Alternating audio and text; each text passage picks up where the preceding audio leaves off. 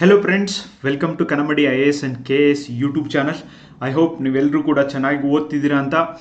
ನಾನು ಇವತ್ತೇ ಒಂದು ವಿಡಿಯೋನ ಶೇರ್ ಮಾಡಿದ್ದೀನಿ ಗೈಸ್. ಸ್ಪರ್ಧಾತ್ಮಕ ಪರೀಕ್ಷೆಗಳನ್ನು ಓದಬೇಕು ಅನ್ನುವಂಥ ವಿದ್ಯಾರ್ಥಿಗಳು ಎಲ್ಲಿಂದ ಶುರು ಮಾಡಬೇಕು, ಏನು ಓದಬೇಕು, ಆಮೇಲೆ ಹೆಂಗಿದೆ ಈ ಫೀಲ್ಡು, ಆ್ಯಂಡ್ ಈವನ್ ಪೇರೆಂಟ್ಸ್ ಆದವರು ಕೂಡ ಯಾರು ಈ ಒಂದು ಸ್ಪರ್ಧಾತ್ಮಕ ಪರೀಕ್ಷೆಗಳಿಗೆ ಮಕ್ಕಳನ್ನ ಕಳಿಸ್ಬೇಕಂತೀರಿ, ಯಾವ ಆಧಾರದ ಮೇಲೆ ಕಳಿಸ್ಬೋದು, ಆ ಎಲ್ಲ ಇನ್ಫಾರ್ಮೇಷನ್ನ ಶೇರ್ ಮಾಡಿದಂಥ ವಿಡಿಯೋನ ನೋಡಿದ್ದೀನಿ. ಅದನ್ನು ನೀವು ಕೂಡ ನೋಡ್ರಿ. ಆಮೇಲೆ ನಾನು ಈ ಒಂದು ನ್ಯೂಸ್ ಪೇಪರ್ ಅನಾಲಿಸಿಸ್ ಮಾಡಬೇಕಾದ್ರೆ ನಿಮಗೂ ಕೂಡ ಅನೇಕ ಪ್ರಶ್ನೆಗಳನ್ನು ಕೇಳಿರ್ತೀನಿ. ಆ ಪ್ರಶ್ನೆಗಳಿಗೆ ನೀವು ಕಮೆಂಟ್ ಬಾಕ್ಸ್ ಮೂಲಕ ಉತ್ತರ ಮಾಡೋದನ್ನು ಮರಿಬೇಡ್ರಿ ಗೈಸ್. ಆ್ಯಂಡ್ ಈ ಪೂರ್ತಿ ಪೇಪರ್ನ ಅನಾಲಿಸಿಸ್ ಮಾಡೋದು ಮೊದಲು ನಾನು ತಿಳ್ಕೊಂಡು ನಿಮಗೆ ಹೇಳೋದು it's not an easy task. ಆಮೇಲೆ ಇದು ಲಾಂಗ್ ವಿಡಿಯೋ ಅನ್ನಿಸ್ಬೋದು, ಬಟ್ ನಿಮಗೆ ಬಹಳನೇ ಯೂಸ್ಫುಲ್ ಆಗಿರುತ್ತೆ. ಪ್ರತಿದಿನ ಯಾರು ನೋಡ್ತಿರೋ it is going to be your life changing and game changing ಒಂದು ಇಶ್ಯೂ ಆಗೋದ್ರಲ್ಲಿ ಏನೂ ಸಂದೇಹವಿಲ್ಲ. ಚೀನಾ ಪ್ರವಾಸ, ಶಾಂಘೈ ಸಹಕಾರಿ ಸಂಘಟನೆ ಸಮ್ಮೇಳನದಲ್ಲಿ ಭಾಗವಹಿಸಲು ವಿದೇಶಾಂಗ ಸಚಿವ ಜೈಶಂಕರ್ ಅವರು ಭಾಗವಹಿಸಿದ್ದಾರೆ. ಓಕೆ, ಜುಲೈ 13ರಂದು ಚೈನಾಕ್ಕೆ ತೆರಳಲಿದ್ದಾರೆ. 13ನೇ ತಾರೀಕು ಹೋಗೋರಿದ್ದಾರೆ. ಶಾಂಘೈ ಕೋಆಪರೇಷನ್, ಓಕೆ, 2001 ಒಂದು ಶಾಂಘೈ ಕೋಆಪರೇಷನ್ ಅಂತ ಒಂದು ಆರ್ಗನೈಜೇಷನ್ ಫಾರ್ಮ್ ಆಗುತ್ತೆ. ಆಮೇಲೆ PSI 200 ಎಕ್ಸಾಮ್ ಒಳಗೆ ಆಲ್ರೆಡಿ ಕ್ವಶನ್ ಕೇಳಿದ್ದಾರೆ. ಭಾರತ ಯಾವ ವರ್ಷ ಶಾಂಘೈ ಕೋಆಪರೇಷನ್ಗೆ ಮೆಂಬರ್ ಆಗಿದೆ ಅಂತ. That is 2017. 2017ರಲ್ಲಿ ಭಾರತ ಮತ್ತು ಪಾಕಿಸ್ತಾನಕ್ಕೆ ಎರಡೂ ದೇಶಗಳಿಗೂ ಕೂಡ ಶಾಂಘೈ ಕೋಆಪರೇಷನ್ ಸದಸ್ಯತ್ವ ಸಿಕ್ಕಿದೆ. ಇದನ್ನು ಆಲ್ರೆಡಿ ಪ್ರಶ್ನೆ ಕೇಳಿದ್ದಾರೆ. ಲೆಟ್ಸ್ ಸಿ, ಜುಲೈ 13ರಂದು ಅವರು ಹೋದಾಗಿಂದ ಅವಾಗ ವಿಚಾರ ಮಾಡೋಣ. ಮತ್ತೆ ಇಲ್ಲಿ ನೋಡ್ರಿ, ಗುಕೇಶ್ ವಿಶ್ವ ಚಾಂಪಿಯನ್ಶಿಪ್, ಭಾರತದ ಗುಕೇಶ್ ಅವರು ಮತ್ತೆ ಪ್ರೂವ್ ಮಾಡಿದ್ದಾರೆ. ಓಕೆ, ರ್ಯಾಪಿಡ್ ಮತ್ತು ಬ್ರಿಟ್ಸ್ ಚೆಸ್ ಟೂರ್ನಿಯ 6ನೇ ಸುತ್ತಿನಲ್ಲಿ ವಿಶ್ವದ ಅಗ್ರಮಾನ್ಯ ಆಟಗಾರನಾದಂಥ ನಾರ್ವೆಯ ಮ್ಯಾಗ್ನಸ್ ಕಾರ್ಲ್ಸನ್ ಅವರನ್ನು ಸೋಲಿಸಿದ್ದಾರೆ. This is not an small achievement guys. And yet again world champion ಅಂತ ತೋರಿಸಿದ್ದು. ಆ್ಯಂಡ್ ಇವರಂಗೆ ಯಾವ ಫೀಲ್ಡಲ್ಲಿ ಆ ಮಕ್ಕಳಿಗೆ ಇಂಟ್ರೆಸ್ಟ್ ಇರ್ತದೆ ಅವರಿಗೆ ಗೈಡ್ ಮಾಡೋ ಅವಶ್ಯಕತೆ ಇದೆ. ಆ ಫೀಲ್ಡಲ್ಲಿ ನಾವು ಕೂಡ ನಮ್ಮ ಸ್ಟ್ರೆಂತನ್ನು ತೋರಿಸೋ ಅವಶ್ಯಕತೆ ಇದೆ. ಅದರ ಮೇಲೆ ಹಾರ್ಡ್ ವರ್ಕ್ ಮಾಡೋ ಅವಶ್ಯಕತೆ ಇದೆ. ಹಗಲು ರಾತ್ರಿ ಕನಸು ಕಾಣೋದಾದರೆ ಅದೇ ಫೀಲ್ಡ್ ಒಳಗೆ ಕನಸು ಕಾಣುವಂಥ ಅವಶ್ಯಕತೆ ಇದೆ ಗೈಸ್. ಅಂದಾಗ ಮಾತ್ರ ನಾವು ಲೈಫ್ ಒಳಗೆ ಸಕ್ಸಸ್ಫುಲ್ ಆಗ್ತೀವಿ. ನಾನು ನಿನ್ನೆ ಮಾಡಿರುವಂಥ ವಿಡಿಯೋನ ನೋಡ್ರಿ, ಡೆಫಿನೆಟ್ಲಿ ನಿಮಗೆ ಗೊತ್ತಾಗುತ್ತೆ. Even I gave a example of G Gukesh also. Okay, and ಇದ್ರ ಹಿಂದೆ ಬಹಳಷ್ಟು ಪರಿಶ್ರಮ ಇರುತ್ತೆ. ಸೊ ಆದ್ದರಿಂದ ಅವರು ಇದನ್ನು ಅಚೀವ್ ಮಾಡೋಕ್ಕೆ ಸಾಧ್ಯ ಆಗಿದೆ ಗೈಸ್. ಎಸ್, ಇಲ್ಲಿಂದ ಪ್ರಾರಂಭ ಮಾಡಿದ್ದೀನಿ. ಆ್ಯಂಡ್ ಸುರಂಗ ರಸ್ತೆಗಳ ಬಗ್ಗೆ ನಿನ್ನೆ ನಾನು ನಿಮಗೆ ಹೇಳಿದೆ. DK ಶಿವಕುಮಾರ್ ಅವರು ಭಾಳಷ್ಟು ಹೇಳ್ತಿದ್ದಾರೆ. ಆದರೆ ಅನೇಕ ತೊಡಕುಗಳಿದ್ದಾವೆ. ಇವು ಎಲ್ಲ ಸೇಫ್ ಅಲ್ಲ. ಮುಂದೆ ಹೋಗಿ ಎಷ್ಟು ವರ್ಷ ಸೇಫು, ಅದು ಆದಮೇಲೆ ಮತ್ತೆ ಎಲ್ಲ ಸುರಂಗ ಮಾರ್ಗಗಳನ್ನ ವಾಪಸ್ ತೆಗೆದು ಮತ್ತೆ ಕಟ್ಟಬೇಕಾಗುತ್ತೆ. ಇಲ್ಲಿ ನೋಡಿ, ಕೆಲವೊಂದಿಷ್ಟು ಸುರಂಗ ಮಾರ್ಗಗಳ ಒಂದು ಉದಾಹರಣೆ ಕೂಡ ಕೊಟ್ಟಿದ್ದಾರೆ. ಓಕೆ, ಯಮಾಟೆ ಸುರಂಗ ಮಾರ್ಗ ಜಪಾನ್ದೊಳಗಿರೋದು 50 ಮೀಟರ್ ಆಳದಲ್ಲಿ ನಿರ್ಮಿಸಲಾಗಿದೆ. ಇದು 1971ರೊಳಗೆ ಮಾಡೋಕ್ಕೆ ಶುರು ಮಾಡಿದ್ದಾರೆ ಈ ಸುರಂಗ ಮಾರ್ಗನ. ಅದು ಬಂದು 2015ರೊಳಗೆ ಮುಗ್ದಿದೆಯೋ ಗೈಸ್. ಅಂದರೆ ಇದರ ಒಂದು ಏನು ಒಂದು ಬಜೆಟ್ ಏನು ಇಟ್ಕೊಂಡಿದ್ರಲ್ಲ, ಅದರ ಡಬಲ್ ತ್ರಿಬಲ್ ಬಜೆಟ್ ಹೋಗಿದೆ. ಓಕೆ, ಆಮೇಲೆ ಇದರ ಕಾಸ್ಟು ಭಾಳ ಆಗುತ್ತೆ. ಆಮೇಲೆ it's not efficient also, and it's very dangerous also. ಅದನ್ನು ಕೊರ್ದು ಮಾಡೋದು ಇಂಡಿಯಾದಂಥ ಭಾರತ ಡೆವಲಪಿಂಗ್ ಕಂಟ್ರಿಗೆ ಇದು ಫೀಸಿಬಲ್ ಅನ್ನುವಂಥ ಒಂದು ಪ್ರಶ್ನೆಗಳು ಹುಟ್ಟಿದ್ದಾವೆ. ಆಮೇಲೆ 45 ವರ್ಷದ ದಾಖಲೆ ನಿರ್ಮಿಸಿದ ಬಸವರಾಜ್ ಹೊರಟ್ಟಿ ಒಬ್ಬರು ಟೀಚರ್ ಮತಕ್ಷೇತ್ರದಿಂದ ಎಲೆಕ್ಷನ್ ಗೆದ್ದು ವಿಧಾನ ಪರಿಷತ್ಗೆ ಆಯ್ಕೆಯಾಗಿ ಜೂನ್ 30ನೇ ತಾರೀಕಿಗೆ ಇವರು 45 ವರ್ಷ ಪೂರೈಸಿದಾರಂತೆ. And that's really great achievement guys. ಇಷ್ಟು ಬಾರಿ ಆಯ್ಕೆಯಾಗಿದ್ದು ಕೂಡ ಅದು ಒಂದು ಬಂದಿದೆ, just for sake. Okay, next, ರಾಕ್ಷಸರಂದೇ ಬಿಂಬಿಸಿ ಭಯ ಸೃಷ್ಟಿಸಲಾಗಿದೆ. ನೋಡಿ, ಬೆಂಗಳೂರಿನಲ್ಲಿ ಹಿಂದುತ್ವದಲ್ಲಿ ಮುಸ್ಲಿಮರಿಗೂ ಜಾಗ ಇದೆ ಎಂದು RSS ನಾಯಕರು ಹೇಳ್ತಾರೆ, ಆದರೆ ಜಾಗ ಕೊಡ್ತಿಲ್ಲ ಅಂತ ಹೇಳ್ತಿದ್ದಾರೆ. ಅದಕ್ಕೆ ಒಂದು ಬೆಸ್ಟ್ ಉದಾಹರಣೆ ಏನು ಅಂದರೆ, ಕರ್ನಾಟಕದಲ್ಲಿಯೇ ಸುಮಾರು 30ರಷ್ಟು ಶಾಸಕರು 3 ಸಂಸದರು ಮುಸ್ಲಿಮರು ಇರುತ್ತಿದ್ದರು ಮೊದಲಿನ 10-20 ವರ್ಷದ ಹಿಂದಿನ ಇತಿಹಾಸವನ್ನು ನಾವು ನೋಡಿದಾಗ. ಆದರೆ ಇವತ್ತೇನಾಗ್ತಾ ಇದೆ, 10ಕ್ಕೆ ಇಳಿದೈತಿ. 30 ಶಾಸಕರಿದ್ದಿದ್ದು 10 ಜನಕ್ಕೆ ಇಳಿದೈತಿ. ಒಬ್ಬರು ಕ್ಯಾಬಿನೆಟ್ ಒಳಗೆ ಮುಸ್ಲಿಮರಿಗೆ ಸ್ಥಾನ ಕೊಟ್ಟಿಲ್ಲ. ಆದರೆ ಜಾತ್ಯತೀತ ತತ್ವ ಪ್ರತಿಪಾದನೆಯನ್ನು ಮಾಡ್ತಾರೆ, ಆದರೆ ಅದನ್ನು ಫಾಲೋ ಮಾಡ್ತಾ ಇಲ್ಲ. ಓಕೆ ಅಂತ ಈ ಒಂದು ಸ್ಪೀಚ್ ಒಳಗೆ ಓಕೆ ಇವರ ಹೆಸರು ಬಂದ್ಬಿಟ್ಟು ಮುಜಿಬುರ್ ರೆಹಮಾನ್ ಇವರು ಬೆಂಗಳೂರಿನಲ್ಲಿ ಮಾತಾಡ್ತಾ ಇದನ್ನು ಎಕ್ಸ್ಪ್ರೆಸ್ ಮಾಡಿದ್ದಾರೆ. ಎಸ್, ಮುಸ್ಲಿಮರಿಗೂ ಕೂಡ ಸ್ಥಾನಮಾನ ಸಿಗಬೇಕು ಅಂತ ಅವರು ಆಗ್ರಹ ಮಾಡಿದ್ದಾರೆ. ಇದು ಇಂಪಾರ್ಟೆಂಟ್, ನೀವು ಎಸ್ಸೆಗಳೊಳಗೆ ಇದನ್ನು ಬರೀಬಹುದು. ಮಾಧ್ಯಮ ಸತ್ಯ ಎತ್ತಿ ಹಿಡಿಯಬೇಕು. ಸುಪ್ರೀಂ ಕೋರ್ಟ್ನ ನ್ಯಾಯಮೂರ್ತಿ ಅರವಿಂದ್ ಕುಮಾರ್ ಸುಪ್ರೀಂ ಕೋರ್ಟ್ನ ನ್ಯಾಯಮೂರ್ತಿ ಅರವಿಂದ್ ಕುಮಾರ್ ಅವರು ಇದನ್ನು ಹೇಳಿದ್ದಾರೆ. ಮಾಧ್ಯಮಗಳು ಸತ್ಯದ ಅನ್ವೇಷಣೆಗೆ ಮತ್ತು ಸತ್ಯಕ್ಕೆ ದಾರಿಯಾಗಬೇಕು. ಆದರೆ ವಿವೇಚನಾತ್ಮಕವಾದಂಥ ಒಂದು ಸುದ್ದಿಯನ್ನು ಪ್ರಸಾರ ಮಾಡಬೇಕು. ಇವತ್ತು ಡಿಜಿಟಲ್ ಪ್ರಭಾವ ತುಂಬಾ ಇದೆ. ಮಾಧ್ಯಮಗಳು ಪ್ರಚೋದನೆಗಾಗಿ ಬಳಸಿಕೊಳ್ಳಬಾರದು ಅಂತ ಕೂಡ ಇವರು ಒಂದು ಎಚ್ಚರಿಕೆಯನ್ನು ಕೊಟ್ಟಿದ್ದಾರೆ. ಎಸ್, ಇವ್ರು ಕೊಟ್ಟಿರುವಂಥ ಎಚ್ಚರಿಕೆ ಸರಿ ಇದೆ ಗೈಸ್. ಇವತ್ತಿನ ಮಾಧ್ಯಮಗಳು ಅನಾಪ್ಷನಾಪ್ಷ ಒಳ್ಳೆಯದನ್ನು ತೋರಿಸೋಕ್ಕಿಂತನೂ ಕೆಟ್ಟದ್ದು ತೋರಿಸಿ ಜನರ ಮನಸ್ಥಿತಿಯನ್ನು ಯಾವ ನೋಡ್ತಿರ್ತಾವಲ್ಲ ಅವಕ್ಕರ ಮೂಡನ್ನು ಹಾಳು ಮಾಡುವಂಥ ನೀಚ ಕೆಲಸಕ್ಕೆ ಇವರು ಇಳಿದಿದ್ದಾರೆ. ಆ್ಯಂಡ್ ಅಷ್ಟೇ ಅಲ್ಲ, ಇವರು ಇನ್ನೊಂದು ಮಾತನ್ನು ಹೇಳಿದ್ದಾರೆ. ಇದರಿಂದನೇ ನೀವು ಪ್ರಬಂಧವನ್ನು ಪ್ರಾರಂಭ ಮಾಡ್ಬೋದು. ಮಾಧ್ಯಮಗಳ ಮೇಲೆ ಪ್ರಬಂಧ ಯಾವತ್ತೂ ಕೇಳ್ಬೋದು. ನಮ್ಮ ಪುಸ್ತಕ ಒಳಗೂ ಕೂಡ ಪ್ರಬಂಧಗಳನ್ನ ಕೊಡಲಾಗಿದೆ ಗೈಸ್. ಮಾಧ್ಯಮ ಸಂವಿಧಾನದ 4ನೇ ಅಂಗವಾಗಿದ್ದು ನೋಡಿ, ಜುಡಿಷಿಯರಿ, ಲೆಜಿಸ್ಲೇಟಿವ್, ಎಕ್ಸಿಕ್ಯೂಟಿವ್, ನ್ಯಾಯಾಂಗ, ಕಾರ್ಯಾಂಗ, ಶಾಸಕಾಂಗ ಹೆಂಗೈತ್ಲ ಹಂಗೆ 3 ಅಂಗ ಆದಮೇಲೆ 4ನೇ ಅಂಗ ಯಾವುದು? ಮಾಧ್ಯಮ. ಎಸ್, ಇದು ಅಧಿಕಾರವನ್ನು ರಕ್ಷಿಸುವುದಲ್ಲ, ಬದಲಿಗೆ ಆಲೋಚನೆಗಳನ್ನು ಪ್ರಚೋದಿಸಬೇಕು, ಆದರೆ ಪ್ರಚೋದನಾಕಾರಿಯಾಗಬಾರದು. ಸ್ವತಂತ್ರವನ್ನು ಉತ್ತೇಜಿಸುವ ಜೊತೆಗೆ ನಿಷ್ಠೂರರಾಗಬೇಕು, ಸಮತೋಲನವನ್ನು ಕಾಯ್ದುಕೊಳ್ಳಬೇಕು. ಇವೆಲ್ಲ ಧರ್ಮವನ್ನು ಮೀಡಿಯಾಗಳು ಬಿಟ್ಟಿದ್ದಾವೆ, ಆದರೆ ಇದನ್ನು ಅವು ಮಾಡಬೇಕು.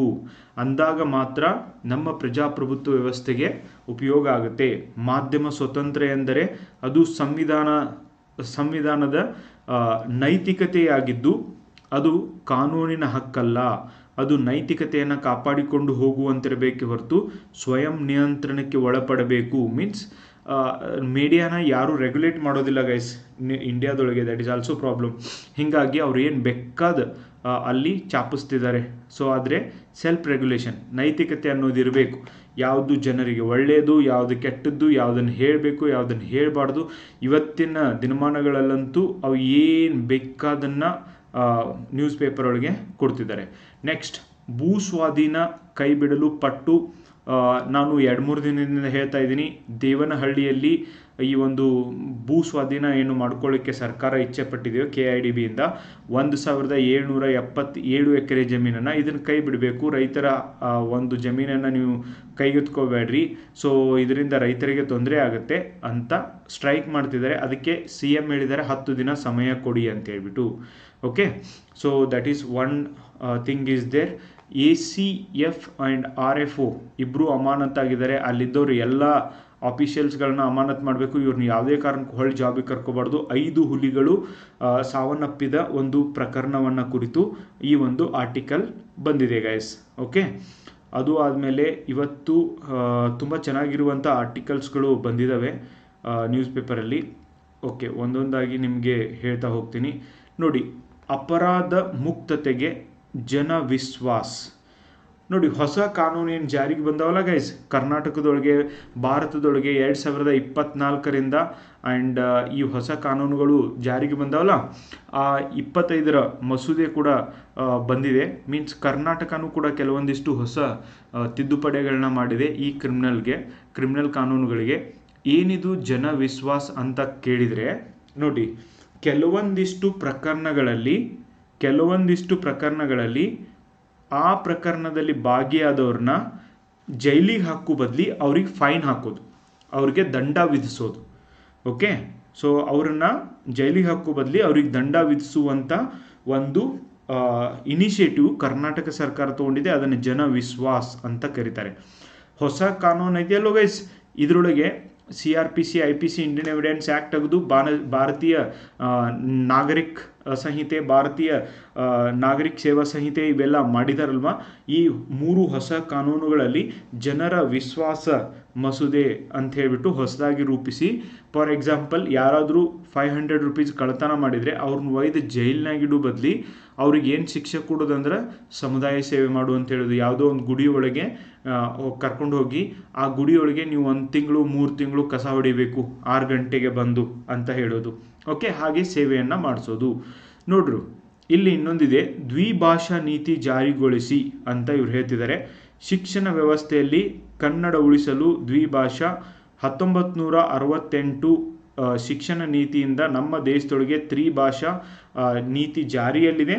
3 ಭಾಷಾ ನೀತಿ ಬೇಡ, ನಮಗೆ 2 ಭಾಷೆಗಳನ್ನು ಕಲಿತರೆ ಸಾಕು ಅಂತ ಹೇಳಿ ಈ ಕರ್ನಾಟಕ ಒಂದು ಸಾಹಿತ್ಯ ಪರಿಷತ್ ಏನಿದೆ ಅದರ ಅಧ್ಯಕ್ಷರಾದಂಥವರು ಹೇಳ್ತಿದ್ದಾರೆ. ಬಟ್ ನಾನು ಹೇಳ್ತಾ ಇದ್ದೀನಿ ಗೈಸ್, ಇವರ ಮಕ್ಕಳನ್ನ, ಇವ್ರ ಮೊಮ್ಮಕ್ಕಳನ್ನ ಯಾರಾದರೂ ಇದ್ದರೆ ಅವ್ರನ್ನ ಹೋಗಿ ನೋಡ್ರಿ. ಅವರೆಲ್ಲ ಇಂಗ್ಲೀಷ್ ಮೀಡಿಯಂ ಶಾಲೆಯೊಳಗೆ ಓದ್ತಿರ್ತಾರೆ, ಆಮೇಲೆ ಫಾರಿನ್ ಲ್ಯಾಂಗ್ವೇಜು ಕಲಿತಿರ್ತಾರೆ. ಮಾರ್ಕ್ ಮೈ ವರ್ಡ್ಸಾ. ಬಟ್ ಇವ್ರು ಮಾತ್ರ ಈ ಒಂದು ಭಾಷೆಯನ್ನು ಉಳಿಸ್ಲಿಕ್ಕೆ ಆಮೇಲೆ ತ್ರಿಭಾಷೆಯನ್ನು ಬೇಡ ಅಂತ ಇಲ್ಲಿ ಸ್ಟೇಟ್ಮೆಂಟ್ನ ಕೊಡ್ತಾರೆ, ಆದರೆ ಫಾಲೋ ಮಾಡೋರು ಇಲ್ಲ. ಇದೇ ನಮ್ಮ ರಾಜ್ಯದ ಪಾಲಿಟಿಷಿಯನ್. ಓಕೆ, ಸೊ ಏನೇನೆಲ್ಲ ದೊಡ್ಡ ಡೈಲಾಗ್ ಹೊಡಿತಾರಲ್ಲ, ಅವರೂ ಶಾಲೆಗಳಿದ್ದಾವೆ. ಆಲ್ಮೋಸ್ಟ್ ಎಲ್ಲ ಪೊಲಿಟಿಕಲ್ ಪಕ್ಷದವರು ಕೂಡ ಶಾಲೆ ಕಾಲೇಜ್ಗಳಿದ್ದಾವೆ. ಆ ಶಾಲೆ ಕಾಲೇಜ್ಗಳ ಹೆಸರೇನಿದೆ, ಇಂಟರ್ನ್ಯಾಷನಲ್ ಪಬ್ಲಿಕ್ ಸ್ಕೂಲ್ಗಳಿರ್ತವೆ. ಅವ್ರ ಮಕ್ಕಳು ಮೊಮ್ಮಕ್ಕಳು ಎಲ್ಲ ಕಂಪಲ್ಸರಿ ಆ ಶಾಲೆಗೆ ಹೋಗ್ತಾರೆ, ಆ್ಯಂಡ್ ಅದು ಆದಮೇಲೆ ಫಾರಿನ್ಗೆ ಹೋಗ್ತಾರೆ. ಕನ್ನಡ ಉಳ್ಸೋಕೆ ಮಾತ್ರ ಬಡವರೇ ಬೇಕು, ಈ ನೀಚರ ಮಕ್ಕಳು ಮೊಮ್ಮಕ್ಕಳು ಎಲ್ಲ ಮೇಲ್ಗಡೆ ಹೋಗ್ತಾರೆ. ಓಕೆ, ಹಾಂ, ಇಲ್ಲೊಂದು ನೋಡ್ರಿಪ್ಪ, ನಮ್ಮಿಂದಲೇ ಮೇಕೆದಾಟು ಯೋಜನೆ ಮಿಸ್ಟರ್ ಕುಮಾರಸ್ವಾಮಿ ಹೇಳ್ತಿದ್ದಾರೆ. ಆ್ಯಂಡ್ ಮೇಕೆದಾಟು ಯೋಜನೆ ಅನುಷ್ಠಾನಗೊಳಿಸಲಿಕ್ಕೆ ರಾಜ್ಯ ಸರ್ಕಾರದ ಕೈಯಲ್ಲೂ ಆಗುವುದಿಲ್ಲ, ಅದಕ್ಕೆ ದೇವೇಗೌಡರ ಕುಟುಂಬನೇ ಬೇಕು ಅಂತೆ. ಅರೇ, ಹಾಸನದೊಳಗೆ ಆಗ್ತಾ ಇರುವಂಥ ಕ್ರೈಮ್ಸ್ಗಳನ್ನು, ಹಾರ್ಟ್ ಅಟ್ಯಾಕ್ಗಳನ್ನು, ಆಮೇಲೆ ಪ್ರಜ್ವಲ್ ರೇವಣ್ಣ ಮಾಡಿರುವಂಥ ಪ್ರಕರಣಗಳನ್ನು ಇತ್ಯರ್ಥ ಮಾಡಲಿ ಮೊದಲು, ಆಮೇಲೆ ನೀವು ಇದನ್ನು ಮಾತಾಡಿ. ಓಕೆ, ಹಿಂದೂ ಸಮುದಾಯ ಒಡೆಯಲು ಸಮೀಕ್ಷೆ. ನೋ ಡೌಟ್ ಈ ಒಬ್ಬರು ಸ್ವಾಮೀಜಿ ಇದೊಂದು ಸತ್ಯವನ್ನು ಹೇಳಿದ್ದಾರೆ ಗೈಸ್. ಇವತ್ತು ಏನು ಒಳ ಮೀಸಲಾತಿ ಅಥವಾ ಈ ಜಾತಿ ತಾರತಮ್ಯ ಏನಾಗ್ತಾ ಇದೆ, ಇದರಿಂದ ಈ ಒಂದು ಒಳ ಮೀಸಲಾತಿ ಕೊಡೋದ್ರಿಂದ ತಾರತಮ್ಯ ಹೆಚ್ಚಾಗುತ್ತೆ ಹೊರತು ಕಡಿಮೆ ಅಂತೂ ಆಗಲಿಕ್ಕೆ ಸಾಧ್ಯನೇ ಇಲ್ಲ. ಓಕೆ, ಸೊ ಅವರು ಒಂದು ಹೇಳಿರುವಂಥ ಮಾತು. ಆಮೇಲೆ ನೋಡ್ರಿ, ಐ ಥಿಂಕ್ ಇವತ್ತು ಮೆನ್ ಎಂಪವರ್ಮೆಂಟ್ ಆಗುವಂಥ ಅವಶ್ಯಕತೆ ಇದೆ ಗೈಸ್. ವುಮನ್ ಎಂಪವರ್ಮೆಂಟ್ ಭಾಳ ಆಗಿದೆ ನೋಡಿ. ಪತಿ ಹತ್ಯೆ, ಸುಳ್ಳು ಕತೆ ಕಟ್ಟಿದ ಪತ್ನಿ, ಏನೇನೆಲ್ಲ ಆಗ್ತಿದ್ದಾವೆ. ಜಸ್ಟ್ ರೀಡ್ ಇಟ್ ಗೈಸ್, ಹೆಂಗೆ ಬದಲಾಗ್ತಿದ್ದಾವೆ ಅಥವಾ ನಮಗೆ ಈಗ ಗೊತ್ತಾಗ್ತಿದೆಯೋ I don't know. Okay, so ಯಾವ ಥರ ಎಲ್ಲ ಆಗ್ತಿದೆ. ಆಮೇಲೆ ಮದುವೆ ನೆಪ ಹೇಳಿ ಮ್ಯಾಟ್ರಿಮೋನಿಯಲ್ ವೆಬ್ಸೈಟ್ನಲ್ಲಿ ಸಂಪರ್ಕಿಸಿದ ಯುವತಿ ಇಂಜಿನಿಯರ್ಗೆ 80 ಲಕ್ಷ ರೂಪಾಯಿ ವಂಚನೆ. ದಯವಿಟ್ಟು ಸೆಕ್ಸ್ ರೇಷೋ ಕಮ್ಮಿ ಇರ್ಬೋದು, ನಿಮ್ಮ ಮದುವೆ ಲೇಟ್ ಆಗಿರ್ಬೋದು, ಇಂಥ ಒಂದು ವಿಷಯಗಳಲ್ಲಿ ಟ್ರ್ಯಾಪ್ ಆಗಬೇಡಿ guys. It's my humble request. ನಾನು ಬೇಕು ಅಂತ ಇದನ್ನು ಹೇಳ್ತಾ ಇರೋದು ನಿಮಗೆ. ಎದಕ್ಕಂದರೆ ಸೈಬರ್ ಕ್ರೈಮ್ಸ್ ಸಾಕಾಗೋಗಿದೆ. ಸೋಷಿಯಲ್ ಮೀಡಿಯಾ ಒಳಗೆ ಸೈಬರ್ ಕ್ರೈಮ್ಸ್ ಸ್ಟೂಡೆಂಟ್ಸ್ಗಳು ಫೋನ್ ಮಾಡಿ ನನಗೆ ಗೋಳಾಡ್ತಿರ್ತಾರೆ. ಆ್ಯಂಡ್ ಪ್ಲೀಸ್ ದುಡ್ಡು ಹಾಕಬೇಡ್ರಿ ಯಾರಿಗೂ. ಆ್ಯಂಡ್ ಏನೇನೆಲ್ಲ ಸುಳ್ಳು ಹೇಳ್ತಾರೆ, ನಿಮಗೂ ಹೆಂಗೆ ಗೊತ್ತಾಗೋದಿಲ್ಲ, ಅದು ಗೊತ್ತಿಲ್ಲ ನನಗೆ. ವಯಸ್ಸಾಗಿರ್ತವೆ, ಮದುವೆ ಆಗುವಂಥ ಬರದೊಳಗೆ ಎಷ್ಟು ಬೇಕಾದಷ್ಟು ದುಡ್ಡು ಹಾಕ್ಕೊಂಡಿರ್ತೀರ, ಹಂಗೆ ಮಾಡೋಕ್ಕೆ ಹೋಗಬೇಡ್ರಿ. ಓಕೆ, ಸಂವಿಧಾನದ 324ನೇ ವಿಧಿ ಅಡಿಯಲ್ಲಿ ಒಂದು ಏನಿರಬೇಕು, election commission of India. Okay, 10 ರಾಜಕೀಯ ಪಕ್ಷಗಳೇ ನೋಟಿಸ್ ಅಂತ ಇದೆ. ಎನಿವೆ, ಆರ್ಟಿಕಲ್ 324 ಇಂಪಾರ್ಟೆಂಟ್ ನಮಗೆ, ಅದನ್ನು ನೆನಪಿಟ್ಕೊಳ್ರಿ ಗೈಸ್. ಏನು ಹೇಳುತ್ತೆ, ಏನನ್ನ ಕುರಿತು ಹೇಳುತ್ತೆ. ಹಾಂ, ನೋಡ್ರಿಪ್ಪ, ಕರ್ನಾಟಕದೊಳಗೆ ಕನ್ನಡ ಉಳಿಸುವಂಥ ಸರ್ಕಾರ 4137 ಶಾಲೆಗಳಿಗೆ, ಇಂಗ್ಲೀಷ್ ಮೀಡಿಯಂ ಶಾಲೆಗಳಿಗೆ ಪರ್ಮಿಷನನ್ನು ಕೊಟ್ಟಿದೆ. ಓಕೆ, ಸೊ ಇಲ್ಲಿ ಯಾರು ಕನ್ನಡ ಮಾಧ್ಯಮ ಅಂತ ಹೇಳ್ತಾರಲ್ಲ, ಅವ್ರ ಮಕ್ಕಳು ಮೊಮ್ಮಕ್ಕಳು ಎಲ್ಲ ಫಾರಿನ್ನೊಳಗೆ ಇಂಗ್ಲೀಷ್ ಮೀಡಿಯಂನೊಳಗೆ ಓದ್ತಾರೆ. ಹಾಂ, ಕನ್ನಡದ ಜೊತೆಗೆ ನನ್ನ ಪ್ರಕಾರ ಇಂಗ್ಲೀಷ್ ಮತ್ತು ಹಿಂದಿ ಇನ್ನೂ ಎಷ್ಟು ಭಾಷೆ ಅಕ್ಕವೋ ಅಷ್ಟು ಕಲಿಬೇಕು. ಎದಕ್ಕಂದರೆ ಬಾವಿ ಒಳಗಿನ ಕಪ್ಪಿ ಆಗೋ ಅವಶ್ಯಕತೆ ಇಲ್ಲ. ನಾನು ಕರ್ನಾಟಕದೊಳಗೆ ಹುಟ್ಟಿನಂದ್ರೆ ಇಲ್ಲಿ ಇಷ್ಟೇ ಕೆಲಸ ಮಾಡಬೇಕಂತಲ್ಲ. ಕರ್ನಾಟಕ ಬಿಟ್ಟು ಜಗತ್ತಿನಾದ್ಯಂತ 3 ಕೋಟಿಗೂ ಅಧಿಕ ಜನ ದೇಶದ ಹೊರಗೆ ಕೆಲಸ ಮಾಡ್ತಿದ್ದಾರೆ. ಆ್ಯಂಡ್ ಅವ್ರದಿಂದನೇ ನಮಗೆ ರೆಮಿಟೆನ್ಸ್ ಬರ್ತಿದ್ದಾವೆ. ನಮಗೆ ಈ ಒಂದು ಪೆಟ್ರೋಲ್ ಮತ್ತು ಡೀಸೆಲ್ನ ಖರೀದಿ ಮಾಡಲಿಕ್ಕೂ ಕೂಡ ಸಾಧ್ಯ ಆಗ್ತಾ ಇದೆ. Okay, so that's why it's very very important guys. ನೀವು ನೆನಪಿಟ್ಕೊಳ್ರಿ. ಈ ಒಂದು ಮೂರ್ಖರ ಮಾತುಗಳನ್ನ ನೀವು ತಲೆಗೊಡುವಂಥ ಅವಶ್ಯಕತೆ ಇಲ್ಲ. Okay, next article. ಚಿನ್ನದ ನಾಣ್ಯ ಅಡವಿಟ್ಟು ಓದಿದ್ದೆ. ನಿಮಗೆ ಓದಬೇಕು ಅಂತ ಇಷ್ಟ ಇತ್ತು ಅಂದರೆ ನೀವೇನು ಬೇಕಾದರೂ ಮಾಡಬಹುದು. ಆ್ಯಂಡ್ ನಿಮಗೆ ಡೆಫಿನೆಟ್ಲಿ ಈ ಒಂದು ಚಿನ್ನದ ನಾಣ್ಯ ಅಡವಿಟ್ಟು ಹೆಂಗೆ ಓದಿದ್ದಾರೆ ನೀವು ಓದಬೇಕು ಅಂತಿತ್ತು ಅಂದರೆ ನಿಮಗೆ ದೇವರು ಡೆಫಿನೆಟ್ಲಿ ಯಾವ ಕಡೆಯಿಂದಾದರೂ ಸಹಾಯ ಮಾಡ್ತಾನೆ, ಏನಾದರೂ ಒಂದು ದಾರಿ ತೋರಿಸ್ತಾನೆ. ನೇಚರ್ ವಿಲ್ ಹೆಲ್ಪ್ ಯು ಅನ್ನೋದಕ್ಕೆ ಇದೊಂದು ಬೆಸ್ಟ್ ಎಕ್ಸಾಂಪಲ್ ಆಗಿದೆ. ಇಂಥ ನೂರಾರು ಉದಾಹರಣೆಗಳು ನಮ್ಮ ಮುಂದೆ ಇವತ್ತು ಇದ್ದಾವೆ ಗೈಸ್. RTI 12 ಅಧಿಕಾರಿಗಳಿಗೆ ತಲಾ 25,000 ರೂಪಾಯಿ ದಂಡ. ಎದಕ್ಕೆ ಹಾಕಿದ್ದಾರೆ? RTI, right to information act. Okay, so right to information act ಈ ಒಂದು ಕಾಯ್ದೆ ಅಡಿಯಲ್ಲಿ ಕೇಳಿದಂಥ ಇನ್ಫಾರ್ಮೇಷನ್ ಕೊಡಲಿಲ್ಲ ಅಂದರೆ, ಮಾಹಿತಿ ಹಕ್ಕು ಕಾಯ್ದೆ ಅಡಿಯಲ್ಲಿ ಕೇಳಿದಂಥ ಇನ್ಫಾರ್ಮೇಷನ್ ಕೊಡಲಿಲ್ಲ ಅಂದರೆ ಅಂಥವ್ರ ವಿರುದ್ಧ ಒಂದು ಕಂಪ್ಲೇಂಟ್ನ ದಾಖಲೆ ಮಾಡ್ಬೋದು, ಅವ್ರಿಗೆ ಫೈನ್ ಹಾಕ್ಬೋದು. ನನಗೆ ಹೇಳ್ರಿ RTI, okay, so that is right to information act ಯಾವ ವರ್ಷ ಜಾರಿಗೆ ಬಂದಿದ್ದು? ಕಮೆಂಟ್ ಬಾಕ್ಸ್ ಒಳಗಡೆ ಹೇಳಿ.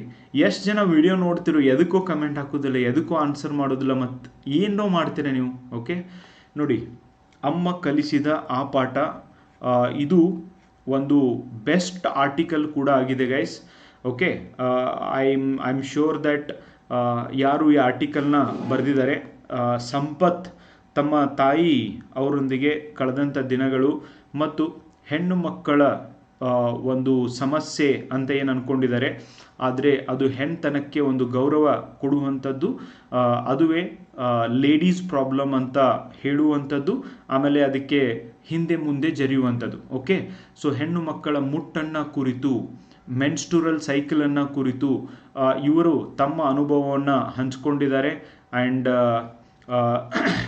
ಯಾವ ಥರ ಹೆಣ್ಣು ಗಂಡು ಅಂತ ಚಿಕ್ಕ ವಯಸ್ಸಿನಿಂದನೇ ಬೇರೆ ಮಾಡ್ಕೋತ ಬರ್ತಾರೆ, ಆದರೆ ಇವ್ರ ತಾಯಿ ಇವ್ರಿಗೆ ತಮ್ಮ ಒಂದು ಬಯೋಲಾಜಿಕಲ್ ಸಮಸ್ಯೆಯನ್ನು ಮೊದಲಿನಿಂದಲೂ ಹೇಗೆ ಹೇಳಿದ್ದಾರೆ, ಆಮೇಲೆ ಅದರ ಬಗ್ಗೆ ಇವರಿಗೆ ಎಷ್ಟು ಅರಿವಿದೆ, ಇವರು ಒಬ್ಬ ಶಿಕ್ಷಕರಾಗಿ ಅಪಾಯಿಂಟ್ ಆದಮೇಲೆ ಯಾವ ಥರ ಸಮಸ್ಯೆ ಇದೆ, ಸಮಸ್ಯೆಗಳು ಇರ್ತವೆ, ಯಂಗ್ ವಯಸ್ಸಿನ ವಿದ್ಯಾರ್ಥಿನಿಯರಿಗೆ ಏನೇನೆಲ್ಲ ಇರ್ತವೆ, ಆ ಹುಡುಗರಿಗೆ ಹೆಂಗೆ ಅವ್ರ ಮೇಲೆ ಡೌಟ್ ಇರುತ್ತೆ, ಹೊಟ್ಟೆ ನೋವು, ladies problems, okay problem sir ಅಂತ ಹೆಂಗೆ ಹೇಳ್ತಾರೆ, ಅದ್ರ ಬಗ್ಗೆ ತುಂಬ ಚೆನ್ನಾಗಿ ಆರ್ಟಿಕಲ್ನ ಬರೆದಿದ್ದಾರೆ.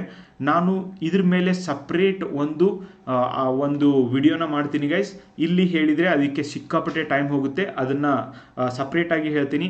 ಡೆಫಿನೆಟ್ಲಿ ಒಂದು ಮುಟ್ಟಿನ ಕತೆ ಅಂತ ಲಾಸ್ಟ್ ಟೈಮ್ ಕೂಡ ನಾನು ಒಂದು ವಿಡಿಯೋನ ಮಾಡಿದೆ.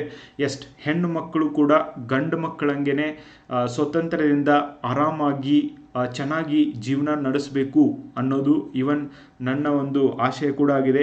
ಭಾಳ ಸರ್ತಿ ಹೆಣ್ಣು ಮಕ್ಕಳಿಗೆ ಇಚ್ಛೆ ಇರುತ್ತೆ, ನಾನು ಮದುವೆ ಆಗುವಂಥ ಹುಡುಗ ಒಬ್ಬನೇ ಇರಬೇಕು, ನಾನು ಅವನು ಸಿಟಿ ಒಳಗಿರಬೇಕು, ಅವನ ಜೊತೆನೂ ಯಾರು ಇರಬಾರ್ದು, ಆ್ಯಂಡ್ ಒಬ್ಬನೇ ಹುಟ್ಟಿರಬೇಕು ಅನ್ನುವಂಥ ಮೂರ್ಖ ಹೆಣ್ಣು ಮಕ್ಕಳಿಗೆ ಒಂದು ಕಿವಿ ಮಾತು ಕೂಡ ಹೇಳೋಕ್ಕೆ ಇಷ್ಟಪಡ್ತೀನಿ. ಯಾವ ಗಂಡು ಹೆಣ್ಣು ಮಕ್ಕಳ ಜೊತೆಗೆ ಬೆಳೆದಿರೋದಿಲ್ವೋ, ಹೆಣ್ಣು ಮಕ್ಕಳ ಸಮಸ್ಯೆಗಳ ಬಗ್ಗೆ ತಿಳಿದಿರೋದಿಲ್ವೋ, ಹೆಣ್ಣು ಮಕ್ಕಳಿಗೆ ಏನೇನು ಆಗು ಹೋಗುಗಳು ಇರ್ತವೆ, ಆಮೇಲೆ ಅವ್ರಿಗೇನು ಸಮಸ್ಯೆ ಆಗ್ತವೆ, ಆಮೇಲೆ ಅವ್ರಿಗೆ ಆರೋಗ್ಯದಲ್ಲಿ ಏನೇನು ಪೇರಾಗುತ್ತೆ, ಯಾವಾಗ ಹೆಂಗೆ ಏನಾಗುತ್ತೆ ಅನ್ನೋದು ಯಾವ ಒಬ್ಬ ಹುಡುಗ ಹೆಣ್ಣು ಮಕ್ಕಳ ಜೊತೆಗೆ ಬೆಳೆದಿಲ್ವೋ ಅವನಿಗೆ ನಾಳೆ ನೀವು ಮದುವೆ ಆದಮೇಲೆ ಅಂಥ ಹುಡುಗನ ಜೊತೆ ನೀವು ಏನಾದರೂ ಮದುವೆ ಆದರೆ ನಿಮ್ಮ ಸಮಸ್ಯೆಗಳ ಬಗ್ಗೆನೂ ಅವನಿಗೆ ತಿಳಿಯೋದಿಲ್ಲ. ಆ್ಯಂಡ್ ನೆನಪಿಟ್ಕೊಳ್ರಿ, ಅವನಿಗೆ ಯಾವತ್ತೂ ಒಬ್ಬನೇ ರೂಢಿ ಇರ್ತೈತಲ್ಲ, ಅವನು ನಾಳೆ ನಿಮ್ಮ ಜೊತೆನೂ ಇರೋಂಗಿಲ್ಲ, ಅವನು ಬಿಟ್ಟು ಹೋಗ್ತಾನೆ. ಆ್ಯಂಡ್ ಇಟ್ಸ್ ವೆರಿ ಇಂಪಾರ್ಟೆಂಟ್, ಎಲ್ಲರ ಜೊತೆಗೆ ಅಡ್ಜಸ್ಟ್ ಮಾಡಿಕೊಂಡು ಎಲ್ಲರೊಂದಿಗೂ ಚೆನ್ನಾಗಿರುವಂಥ ಒಂದು ಮನೋಭಾವನೆಯನ್ನು ಬೆಳೆಸ್ಕೊಳ್ಳಿ. ಎಲ್ಲ ಹುಡುಗರಿಗೂ ಕೂಡ ನನ್ನ ಒಂದು ರಿಕ್ವೆಸ್ಟ್ ಇದೆ ಗೈಸ್. ಏನು ರಿಕ್ವೆಸ್ಟ್ ಅಂದರೆ, ಹೆಣ್ಣು ಮಕ್ಕಳ ವಿಷಯದ ಒಳಗೂ ಬಂದಾಗ ಸ್ವಲ್ಪ ಸಿಂಪತಿ ಮತ್ತು ಎಂಪತಿ ಇರುವಂಥ ಅವಶ್ಯಕತೆ ಇದೆ. ಏನು ಸರ್ ಹಿಂಗೆ ಸಿಂಪತಿ ಎಂಪತಿ ಅಂತ ಹೇಳ್ತಿದ್ರಿ ಹೆಣ್ಮಕ್ಳ ವಿಷಯಕ್ಕೆ ಬಂದಾಗ? ನೋಡಿ, ವಯಸ್ಸಿಗೆ ಬಂದಂಥ ಹೆಣ್ಮಕ್ಳ ಜೊತೆಗೆ ಪ್ರತಿಯೊಬ್ಬ ಗಂಡು ಬ್ರದರ್ ಆಗಿ, ಗಂಡನಾಗಿ ಬೇರೆ ಬೇರೆ ರೋಲ್ ಒಳಗೆ ಒಂದು ರೋಲ್ಸ್ಗಳನ್ನು ನಿಭಾಯಿಸಬೇಕಾಗುತ್ತೆ. ಯಾವಾಗ ಅವರ ಮೂಡ್ ಫ್ಲಕ್ಚುವೇಷನ್ ಆಗ್ತಿರುತ್ತೆ, ಯಾವಾಗ ಮೆನ್ಸ್ಟುರಲ್ ಸೈಕಲ್ ಆಗಿರುತ್ತೆ, ಅಂಥ ಒಂದು ಸಂದರ್ಭದೊಳಗೆ ಅವರ ಬಿಹೇವಿಯರ್ ಒಳಗೆ ಬಹಳಷ್ಟು ಬದಲಾವಣೆಗಳಾಗ್ತವೆ. ಎಸ್, ಆ ಒಂದು ಸಂದರ್ಭದೊಳಗೆ ಸ್ವಲ್ಪ ಸಹನೆಯಿಂದ ನಾವು ಇರುವಂಥ ಅವಶ್ಯಕತೆ ಇದೆ ನಾವೆಲ್ಲರೂ ಕೂಡ. ಅಂದರೆ ಗಂಡಾಗಿ ಹುಟ್ಟಿದವರು ಆ್ಯಂಡ್ ಅಷ್ಟೇ ಅಲ್ಲ, ಅವರ ಒಂದು ಸಮಸ್ಯೆಗೆ ಸರಿಯಾದ ರೀತಿಯಲ್ಲಿ ಸ್ಪಂದಿಸುವಂಥ ಅವಶ್ಯಕತೆ ಇದೆ. ಆ್ಯಂಡ್ ಮೇ ಬಿ ಫೆಮಿನಿಸ್ಟ್ ಅಂತ ಏನಿದ್ದಾರೆ, ಮಹಿಳಾ ಪರ ಹೋರಾಟಗಾರ್ತಿಯರು, ಅವರು ಹೇಳ್ತಾರೆ ಮಂತೊಳಗೆ ಒಂದು ಸರ್ತಿ ಏನಾದರೂ ಪುರುಷರಿಗೂ ಮೆನ್ಸ್ಟ್ರುವಲ್ ಸೈಕಲ್ ಆಗ್ತಿತ್ತು ಅಂದರೆ, ಮುಟ್ಟಾಗ್ತಿತ್ತು ಅಂದರೆ ಅವರ ಸಮಸ್ಯೆ ಅರ್ಥ ಆಗ್ತಿದ್ವೇನೋ ಅಂತ. ಆ್ಯಂಡ್ ಆದ್ದರಿಂದ ಸ್ವಲ್ಪ ಎಂಪಥೆಟಿಕ್, ಅವರ ಬಗ್ಗೆ ಕರುಣೆ ಇರುವಂಥ ಅವಶ್ಯಕತೆ ಇದೆ. ಆಮೇಲೆ ಪುರುಷ ಆಗಿ ನೋಡಿ, ಜೀವನದೊಳಗೆ ಅಷ್ಟು ಅವರಷ್ಟು ಬಯೋಲಾಜಿಕಲ್ ಸಮಸ್ಯೆ ಬರಲಿಕ್ಕಿಲ್ಲ ಮಹಿಳೆಯರಷ್ಟು. ಆ್ಯಂಡ್ ನಾಳೆ ಮುಂದೆ ಹೋಗಿ, ಇವತ್ತು ವಿದ್ಯಾರ್ಥಿನಿ ಇರೋರು ನಾಳೆ ಒಬ್ಬ ಹೆಣ್ಮಗಳು ಹೋಗಿ ತಾಯಿ ಆಗ್ತಾಳೆ ಅಂದರೆ, ತಾಯಿ ಆಗೋದು ಅಥವಾ ಮಕ್ಕಳನ್ನ ಹೆರುವಂಥ ವಿಷಯಕ್ಕೆ ಬಂದಾಗ ಐ ಥಿಂಕ್ ತಂದೆ ಆದವನ ಒಂದು ಇಂಪಾರ್ಟೆನ್ಸ್ ಎಷ್ಟಿದೆ ಅಂದರೆ, ನನ್ನ ಕೆಲಸ ತಂದೆ ಆಗಲಿಕ್ಕೆ ನನ್ನ ಕೆಲಸ ಕೆಲವೇ ನಿಮಿಷಗಳ ಕೆಲಸ ಇರ್ಬೋದು, ಆದರೆ ಹೆಣ್ಮಕ್ಳು ಅದನ್ನು 9 months ಹೊಟ್ಟೆಯಲ್ಲಿ ಇಟ್ಕೊಂಡು ಮಗುನ, ಆಮೇಲೆ ಸೋ ಮೆನಿ ಏರಿಳಿತಗಳನ್ನು ಅನುಭವಿಸ್ಬೇಕಾಗುತ್ತೆ, ಅದನ್ನು ಅನುಭವಿಸಿರ್ತಾರೆ. ಸೊ ಹಾಗಾಗಿ ಸ್ವಲ್ಪ ಎಂಪಥೆಟಿಕ್ ಆಗಿರೋದು ಒಳ್ಳೆಯದು. And yes, it's very very tough, I know, but yes still ಇದನ್ನು ನಾವು ತಲೆಯೊಳಗೆ ಇಟ್ಕೊಳ್ಳೋದು ಮೀನ್ಸ್ ಒಬ್ಬರನ್ನೊಬ್ಬರು ಅರ್ಥ ಮಾಡಿಕೊಂಡು ಇರೋದು ಒಳ್ಳೆಯದು. ಆ್ಯಂಡ್ ಇನ್ನೊಂದು, ಇದೇ ದೇಶದೊಳಗೆ 80,000 ಮಹಿಳೆಯರು ಲಾಸ್ಟ್ ಇಯರ್ ಒಂದು ವರ್ಷದೊಳಗೆ ಈ ಒಂದು ಸರ್ವೈಕಲ್ ಕ್ಯಾನ್ಸರಿಂದ ಡೆತ್ ಆಗಿದ್ದಾರೆ ಗೈಸ್.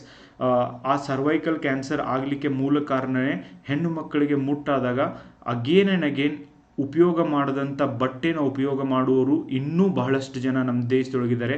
ಅವರೆಲ್ಲರೂ ಕೂಡ ಪ್ಯಾಡ್ ಉಪಯೋಗ ಮಾಡುವಂಥ ಅವಶ್ಯಕತೆ ಇದೆ. ಇವತ್ತು ಮಾಡರ್ನ್ ಟೆಕ್ನಾಲಜಿ ಬಂದಿದ್ದಾವೆ ಆ್ಯಂಡ್ ಮಾಡರ್ನಿಟಿ ಬಂದಿದೆ. ಮತ್ತು ಕಡಿಮೆ ದುಡ್ಡೊಳಗೂ ಕೂಡ ಇವು ಸರ್ಕಾರ ಕೂಡ ಪ್ರೊವೈಡ್ ಮಾಡ್ತಿದೆ, ಶಾಲೆ ಹೆಣ್ಣು ಮಕ್ಕಳಿಗೂ ಕೂಡ ಪ್ರೊವೈಡ್ ಮಾಡ್ತಾ ಇದೆ. ಆ್ಯಂಡ್ ಈ ಒಂದು cervical cancer is avoidable disease, avoidable type of cancer.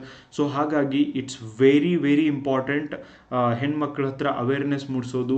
And ನೀವು ಕೂಡ ಯಾರೇ ಇರಲಿ ಮುಟ್ಟಿನ ಬಗ್ಗೆ ಬೇಜಾರಿಂದಲ್ಲ ಆ್ಯಂಡ್ ಅದರ ಬಗ್ಗೆ ಸಂಕೋಚ ಪಡೋ ಅವಶ್ಯಕತೆ ಇಲ್ಲ. ಅದು ಲೇಡೀಸ್ ಪ್ರಾಬ್ಲಮ್ ಅಲ್ಲ girls, I am telling you, be confident. ನೀವು ಹೆಣ್ಣು ಆಗಿ ಹುಟ್ಟಿರೋದಕ್ಕೆ ಅದು ಒಂದೇ ನಿಮಗೆ ಒಂದು ಬೆಸ್ಟ್ ಗಿಫ್ಟ್ ಕೂಡ ಅಂತ ನೀವು ತಿಳ್ಕೊಬೇಕೇ ಹೊರತು ಅದನ್ನು ಬಿಟ್ಟು ಹೀಗೆಲ್ಲ. ನಾನು ಭಾಳ ಸರ್ತಿ ಕ್ಲಾಸ್ ಒಳಗೆ ಕ್ವಶನ್ ಕೇಳ್ತಿರ್ತೀನಿ ಗರ್ಲ್ಸ್ಗೆ, ಎಷ್ಟು ಜನಕ್ಕೆ ನೀವು ಬಾಯ್ಸ್ ಆಗಿ ಹುಟ್ಟಬೇಕು ಅಂತ ಅನಿಸುತ್ತೆ ಅಂದಾಗ 90% ಜನ ಕೈ ಎತ್ತಾರೆ, ಓಕೆ ನಾನು ಬಾಯ್ ಆಗಿ ಹುಟ್ಟಬೇಕಾಗಿತ್ತು ಅಂತ. ನೋ, ಹಾಗೆಲ್ಲ ಅನ್ಕೋಬೇಡಿ. ನಮ್ಮ ನೀಚ ಸಮಾಜ ನಿಮಗೆ ಹಂಗೆ ಅನ್ನಿಸ್ಲಿಕ್ಕೆ ಕಾರಣ ಆಗ್ತಿದೆ.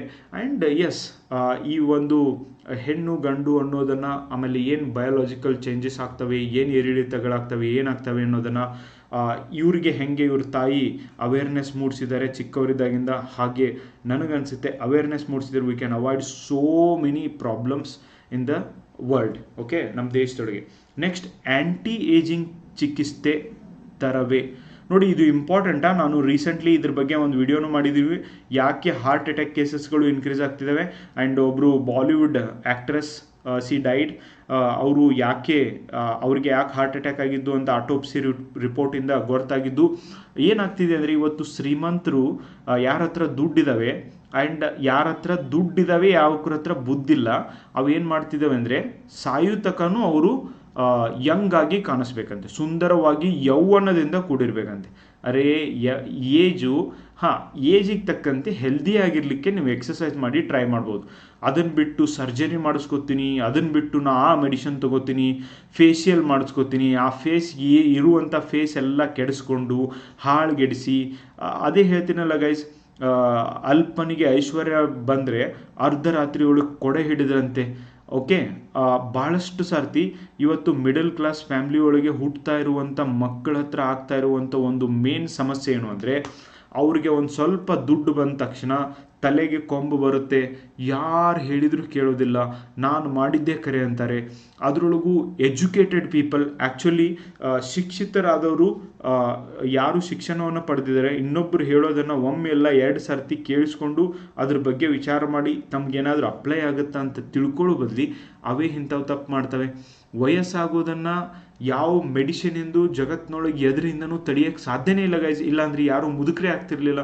ಆ್ಯಂಡ್ ಟ್ರೈ ಟು ಅಂಡರ್ಸ್ಟ್ಯಾಂಡ್, ನಿಮಗೆ ದೇವರು ಯಾವ ಥರ ದೇಹವನ್ನು ಕೊಟ್ಟಿದ್ದಾನೆ, ಯಾವ ಥರ ಮುಖವನ್ನು ಕೊಟ್ಟಿದ್ದಾನೆ ಅದನ್ನು ಒಪ್ಕೊಳ್ಳಿ, ನ್ಯಾಚುರಲ್ ಆಗಿ ಇಡಕ್ಕೆ ಬಿಡಿ. ನಿಮ್ಮ ಚರ್ಮ ಯಾವ ಥರ ಇದೆಯೋ ಅದನ್ನು ಇನ್ನೂ ಬೆಟರ್ ಆಗಿ ಮಾಡ್ಕೊಳ್ಳಿಕ್ಕೆ ನಿಮ್ಮ ಹತ್ರ ನ್ಯಾಚುರಲ್ ಥೆರಪಿ ಏನಾದರೂ ಮಾಡ್ಕೊಳ್ಳಿ. ಅದನ್ನು ಬಿಟ್ಟು ಅದಕ್ಕೆ ಒಯ್ದು ಸುಮ್ಮನೆ ಇಲ್ಲ ಸಲ್ಲದೆಲ್ಲ ಹಚ್ಚಿ, ಆ್ಯಂಡ್ ಪರ್ಟಿಕ್ಯುಲರ್ಲಿ ಗರ್ಲ್ಸ್, ರೂರಲ್ ಏರಿಯಾದಿಂದ ಬೆಂಗಳೂರು ಬೇರೆ ಬೇರೆ ಸಿಟಿಗೆ ಯಾರು ಹೋಗ್ತಿದ್ದಾರೆ ಅವ್ರ ಜೀವನನ ತಾವೇ ಕೂತು ಹಾಳು ಮಾಡ್ಕೋತಿದ್ದಾರೆ. ಅವರು ತಮ್ಮ ಮುಖ ಎಲ್ಲವನ್ನ ಕೆಡಿಸ್ಕೊಳ್ಳಿಕ್ಕೆ ತಾವೇ ಕಾರಣ ಆಗ್ತಿದ್ದಾರೆ. ದಯವಿಟ್ಟು ಇಟ್ಸ್ ಹಂಬಲ್ ರಿಕ್ವೆಸ್ಟ್ ಗೈಸ್, ನಿಮ್ಮ ಹತ್ರ ನಿಮಗೆ ದೇವ್ರು ಹೆಂಗೆ ಹುಟ್ಟಿಸಿದಾನೋ ಅದನ್ನು ಒಪ್ಕೊಳ್ಳಿ. ಓಕೆ, ಅದುವೇ maturity. And it's very important. ನಿಮ್ಮ ಹತ್ರ ದುಡ್ಡಿದ್ರೆ ಅದನ್ನು ಬೇರೆದಕ್ಕೆ ಖರ್ಚು ಮಾಡ್ರಿ ಹೊರತು ಇಂಥದಕ್ಕೆಲ್ಲ ಖರ್ಚು ಮಾಡೋಕ್ಕೆ ಹೋಗಬೇಡ್ರಿ. ಭಾಳ ಸರ್ತಿ ಇದ್ರ ಸಂಬಂಧ ಜಗಳ ಆಗ್ತವೆ, ಸಂಬಂಧಗಳು ಹಾಳಾಗ್ತವೆ. ನಾವು ಹೇಳುವಂತಹ ಉದ್ದೇಶನೇ ಬೇರೆ ಇರುತ್ತೆ, ಅವು ತಿಳ್ಕೊಳ್ಳೋದೇ ಬೇರೆ ತಿಳ್ಕೊತವೆ. Okay, that's a problem. Next, ಕೇರಳದೊಳಗೆ ನಿಫಾ ವೈರಸ್. ಓಕೆ, ಕೇರಳದೊಳಗೆ ಈ ನಿಪಾ ವೈರಸ್ ಸಮಸ್ಯೆ ಹೆಚ್ಚಾಗಿದೆ, ಅಗೇನ್ ಬಂದಿದೆ. ಇವರು ಬೇರೆ ದೇಶದಿಂದ ಈ ಒಂದು ನಮ್ಮ ದೇಶಕ್ಕೆ ಏನು ಬರ್ತಾರೆ, ಓಕೆ, ಸೊ ಅವರೆಲ್ಲ ಈ ಒಂದು ಬೇರೆ ದೇಶದಿಂದ ಅಲ್ಲಿರುವಂಥ ಡಿಸೀಸ್ಗಳನ್ನು ಕೂಡ ಸ್ಪ್ರೆಡ್ ಮಾಡ್ತಿದ್ದಾರೆ ಅಂತ ಕೂಡ ಇದೆ ಗೈಸ್. ನಿಪಾ ವೈರಸ್ ಯಾವ ರಾಜ್ಯದೊಳಗೆ ಬಂದಿತ್ತು ಅಂದರೆ ಅದು ಕೇರಳದೊಳಗೆ ಅಂತ ನಿಮಗೆ ನೆನಪಿರಲಿ. ಇವತ್ತಿನ ಸುಭಾಷಿತ ಏನಂದರೆ, ಪ್ರತಿಭೆ ನಿಜವಾಗಿ ಒಂದು ದೃಷ್ಟಿ, ಅದು ಬುದ್ಧಿಯ ಕಣ್ಣಲ್ಲ ಹೃದಯದ ಕಣ್ಣು ಅಂತ ಹೇಳಿ ಇವರು ಹೇಳ್ತಾರೆ. Yes, that is truth. Okay, next, Dalai Lama ಉತ್ತರಾಧಿಕಾರಿ ಆಯ್ಕೆ ಮತ್ತೆ ಬಯಲಾದ ಚೈನಾದ ಹುನ್ನಾರ. ಏನಾಗಿತ್ತು ನಿನ್ನೆ ಡೀಟೇಲ್ ಆಗಿ ಇನ್ಫಾರ್ಮೇಷನ್ ಬಂದಿತ್ತು, ನಾನು ನಿಮಗೆ ಇದ್ರ ಬಗ್ಗೆ ಹೇಳಿದ್ದೀನಿ ಕೂಡ. ಓಕೆ, 2 ಪಾಯಿಂಟ್ಸ್ ಒಳಗೆ ಹೇಳ್ತೀನಿ. 1959ರಿಂದನೂ ಚೈನಾ ಹೇಳುತ್ತೆ ಟಿಬೇಟ್ ನಾವು ಹೇಳ್ದಂಗೆ ಕೇಳಬೇಕು, ಟಿಬೇಟ್ ನಮ್ಮ ದೇಶದ ಭಾಗನೇ ಅಂತ. ಅದು ಮ್ಯಾಪ್ ಕೂಡ ಹಾಗೇನೆ ಡ್ರಾ ಮಾಡುತ್ತೆ. ಆದರೆ ಟಿಬೇಟ್ ಹೇಳುತ್ತೆ ಅದು ಸಾಧ್ಯನೇ ಇಲ್ಲ, ಟಿಬೇಟ್ ಒಂದು ಇಂಡಿಪೆಂಡೆಂಟ್ ಆಗಿರುವಂಥ ಒಂದು ರೀಜನ್ ಆಗಿದೆ ಅಂತ ಹೇಳಿ ಅವಾಗಿಂದನೂ ಇವು ಎರಡಕ್ಕೂ ನಡುವೆ ಜಗಳ ಇದ್ದೇ ಇದೆ ಗೈಸ್. ಸೊ ಹೀಗಾಗಿ ಈ ಒಂದು ಟಿಬೇಟ್ನೊಳಗೆ ಯಾರು ನಾಯಕ ಆಗಬೇಕು, ಇವರ ನಾಯಕನನ್ನು, ಇವರ ಲೀಡರ್ನ ಏನಂತ ಕರೀತಾರೆ, ಧರ್ಮಗುರುನ ದಲೈ ಲಾಮಾ. ಓಕೆ, ಲಾಮಾ ಅಂತ ಕರೀತಾರೆ. ಆ್ಯಂಡ್ ಅದನ್ನು ರೀಸೆಂಟ್ಲಿ ದಲೈ ಲಾಮಾ ಅವರ 90ನೇ ಹುಟ್ಟುಹಬ್ಬದಂದು ಅನೌನ್ಸ್ ಮಾಡಿದ್ದಾರೆ. ನೆಕ್ಸ್ಟ್ ದಲೈ ಲಾಮನ್ನ ಗಾರ್ಡೆನ್ ಪ್ರೊಡಾಮ್ ಟ್ರಸ್ಟ್. ಓಕೆ, ಸೊ ಇವರು ಆಯ್ಕೆ ಮಾಡ್ತಾರೆ. ಯಾವಾಗ ಆಯ್ಕೆ ಮಾಡ್ತಾರೆ, ಇವರು ತೀರ್ ಹೋದ್ಮೇಲೆ ಮಾಡ್ತಾರೆ ಅಂತ ಕೂಡ ಹೇಳಿದ್ದಾರೆ. ಆ್ಯಂಡ್ ಅದಕ್ಕೆ ಲಕ್ಷಣ ಏನಿರ್ತಾವೆ, ಏನೇನಿರ್ತೈತಿ ಎಲ್ಲ ನಾನು ನಿನ್ನೆ ನಿಮಗೆ ಕಂಪ್ಲೀಟಾಗಿ ಹೇಳಿದ್ದೀನಿ. ಇಂಡಿಯಾದೊಳಗೆ ಟಿಬೇಟಿಯನ್ ಕ್ಯಾಂಪ್ಸ್ ಎಲ್ಲೆಲ್ಲಿದ್ದಾವೆ, ಭಾರತ ಟಿಬೇಟ್ಗೆ ಸಪೋರ್ಟ್ ಕೂಡ ಮಾಡ್ತಿದೆ ಅನ್ನೋದನ್ನು ಡೀಟೇಲ್ ಆದಂಥ ಇನ್ಫಾರ್ಮೇಷನ್ನ ನಿನ್ನೆ ಹೇಳಿದ್ದೀನಿ. ಯಾರ್ಯಾರು ಮಿಸ್ ಮಾಡಿರಿ ಆರ್ಟಿಕಲ್ನ ನೋಡ್ರಿ. ನೆಕ್ಸ್ಟ್, ಹೈಕಮಾಂಡ್ ಮಾದರಿಯ ಪ್ರಜಾತಂತ್ರ. ನಿಜವಾಗ್ಲೂ ಪ್ರಜಾಪ್ರಭುತ್ವ ಇದೆಯಾ ಗೈಸ್ ನಮ್ಮ ದೇಶದೊಳಗೆ? ಪ್ರಜೆಗಳಿಂದ ಪ್ರಜೆಗಳಿಗಾಗಿ ಪ್ರಜೆಗಳಿಗೋಸ್ಕರ ಇರುವಂಥ ಸರ್ಕಾರವನ್ನೇ ಪ್ರಜಾಪ್ರಭುತ್ವ ಸರ್ಕಾರ ಅಂತ ಕರಿತೀವಿ. ಇವತ್ತು ಕಾಂಪಿಟೇಟಿವ್ ಎಕ್ಸಾಮ್ಗೆ ಕಾಲ್ ಫಾರ್ಮ್ ಇಲ್ಲ, ಆ್ಯಂಡ್ ಜನ ಬದುಕ್ತಿದಾರೋ ಸತ್ತು ಹೋಗಿದಾರೋ ನನಗಂತೂ ಒಂದೂ ತಿಳಿಯಂಗಿಲ್ಲ. ಅಗೇನ್ ನಮಗೆ ಗೊತ್ತಿದೆ, ಒಬ್ಬ ರಾಜಕೀಯ ನಾಯಕ ಆಯ್ಕೆಯಾಗಿ ಬಂದವನೇ ಅವನ ಮಕ್ಕಳನ್ನು, ಮೊಮ್ಮಕ್ಕಳನ್ನು, ಮರಿ ಮೊಮ್ಮಕ್ಕಳನ್ನು, ಅಣ್ಣನ ಮಕ್ಕಳನ್ನ, ತಮ್ಮನ ಮಕ್ಕಳನ್ನ ಒಬ್ಬರಾಗಿಂದ ಒಬ್ಬರನ್ನ ತಂದು ಪಾಲಿಟಿಕ್ಸ್ಗೆ ಜಾಯಿನ್ ಮಾಡ್ತಿದ್ದಾರೆ, ಭ್ರಷ್ಟಾಚಾರ ಮಾಡ್ತಿದ್ದಾರೆ. ಆಮೇಲೆ ಆ ಪಕ್ಷ ಈ ಪಕ್ಷ ಅಂತ ಹೇಳ್ತಿದ್ದಾರೆ. ನಿಜವಾಗ್ಲೂ ಹೇಳಿ ಗೈಸ್, BJP ಹೇಳುತ್ತೆ ಕಾಂಗ್ರೆಸ್ ಮುಕ್ತ ಭಾರತ ಮಾಡಬೇಕು. ಎದಕ್ಕಂದರೆ ಅಲ್ಲಿ ಈ ಒಂದು ವಂಶಾಡಳಿತ ಇದೆ. ಓಕೆ, ಸೊ ವಂಶಾಡಳಿತವನ್ನು ಹೋಗಲಾಡಿಸ್ಬೇಕು ಅಂದರೆ ಕಾಂಗ್ರೆಸ್ನ ಕಿತ್ತೊಗೆಯಬೇಕು. ಗಾಂಧಿ ನೆಹರು ಫ್ಯಾಮಿಲಿಯವರೇ ನಮ್ಮ ದೇಶವನ್ನು ಇಷ್ಟು ವರ್ಷ ಆಳಿದ್ದಾರೆ. ಹಾಗಂದರೆ BJPಯಲ್ಲೂ ಕೂಡ ವಂಶಾಡಳಿತನೇ ಇದೆ. ಓಕೆ, ಸೊ BJPಯಲ್ಲೂ ಕೂಡ ವಂಶಾಡಳಿತ ಇದೆ. ಇದು ಜನರಿಗೆ ಅರ್ಥ ಆಗೋದ್ರೊಳಗಾಗಿ ದೇಶವನ್ನು ಲೂಟಿ ಮಾಡಿರ್ತಾರೆ. ಓಕೆ, ನೋಡಿ ಇವತ್ತು ಅಮಿತ್ ಶಾ ಹೋಮ್ ಮಿನಿಸ್ಟರ್ ಇರ್ಬೋದು, ಆದರೆ ಅವರ ಮಗ BCCI ಚೇರ್ಮನ್, ಇವತ್ತು ICC ಚೇರ್ಮನ್ ಕೂಡ ಇದ್ದಾರೆ. ಯಾಕೆ ಮಿನಿಸ್ಟ್ರಿ ಆಗಬೇಕು? Okay, end of the day ರೊಕ್ಕ ಮಾಡೋದು ಇಂಪಾರ್ಟೆಂಟ್, ಅವರಿಗೆ ಅಧಿಕಾರದೊಳಗೆ ಇರೋದು important. BCCI is one of the richest cricketing body in India, in the world guys. Okay, so ಅದ್ರ ಹೆಡ್ ಇದ್ದಾರೆ. ಏನು ಕ್ರಿಕೆಟ್ ಬಗ್ಗೆ ಗೊತ್ತಿದೆ, ಯಾವ ಆಧಾರದ ಮೇಲೆ ಅವರು ಆಯ್ಕೆ ಮಾಡ್ತಾರೆ, ಎಲ್ಲಾದರೂ ಮಾತಾಡಿದ್ದು ನೋಡಿರಿ ನೀವು? ನಿರಂಕುಶತ್ವ ಇಲ್ಲ ಅಂತೀರಿ ನಮ್ಮ ದೇಶದೊಳಗೆ? ಎಸ್, ಅಫ್ಕೋರ್ಸ್ ಇದೆ.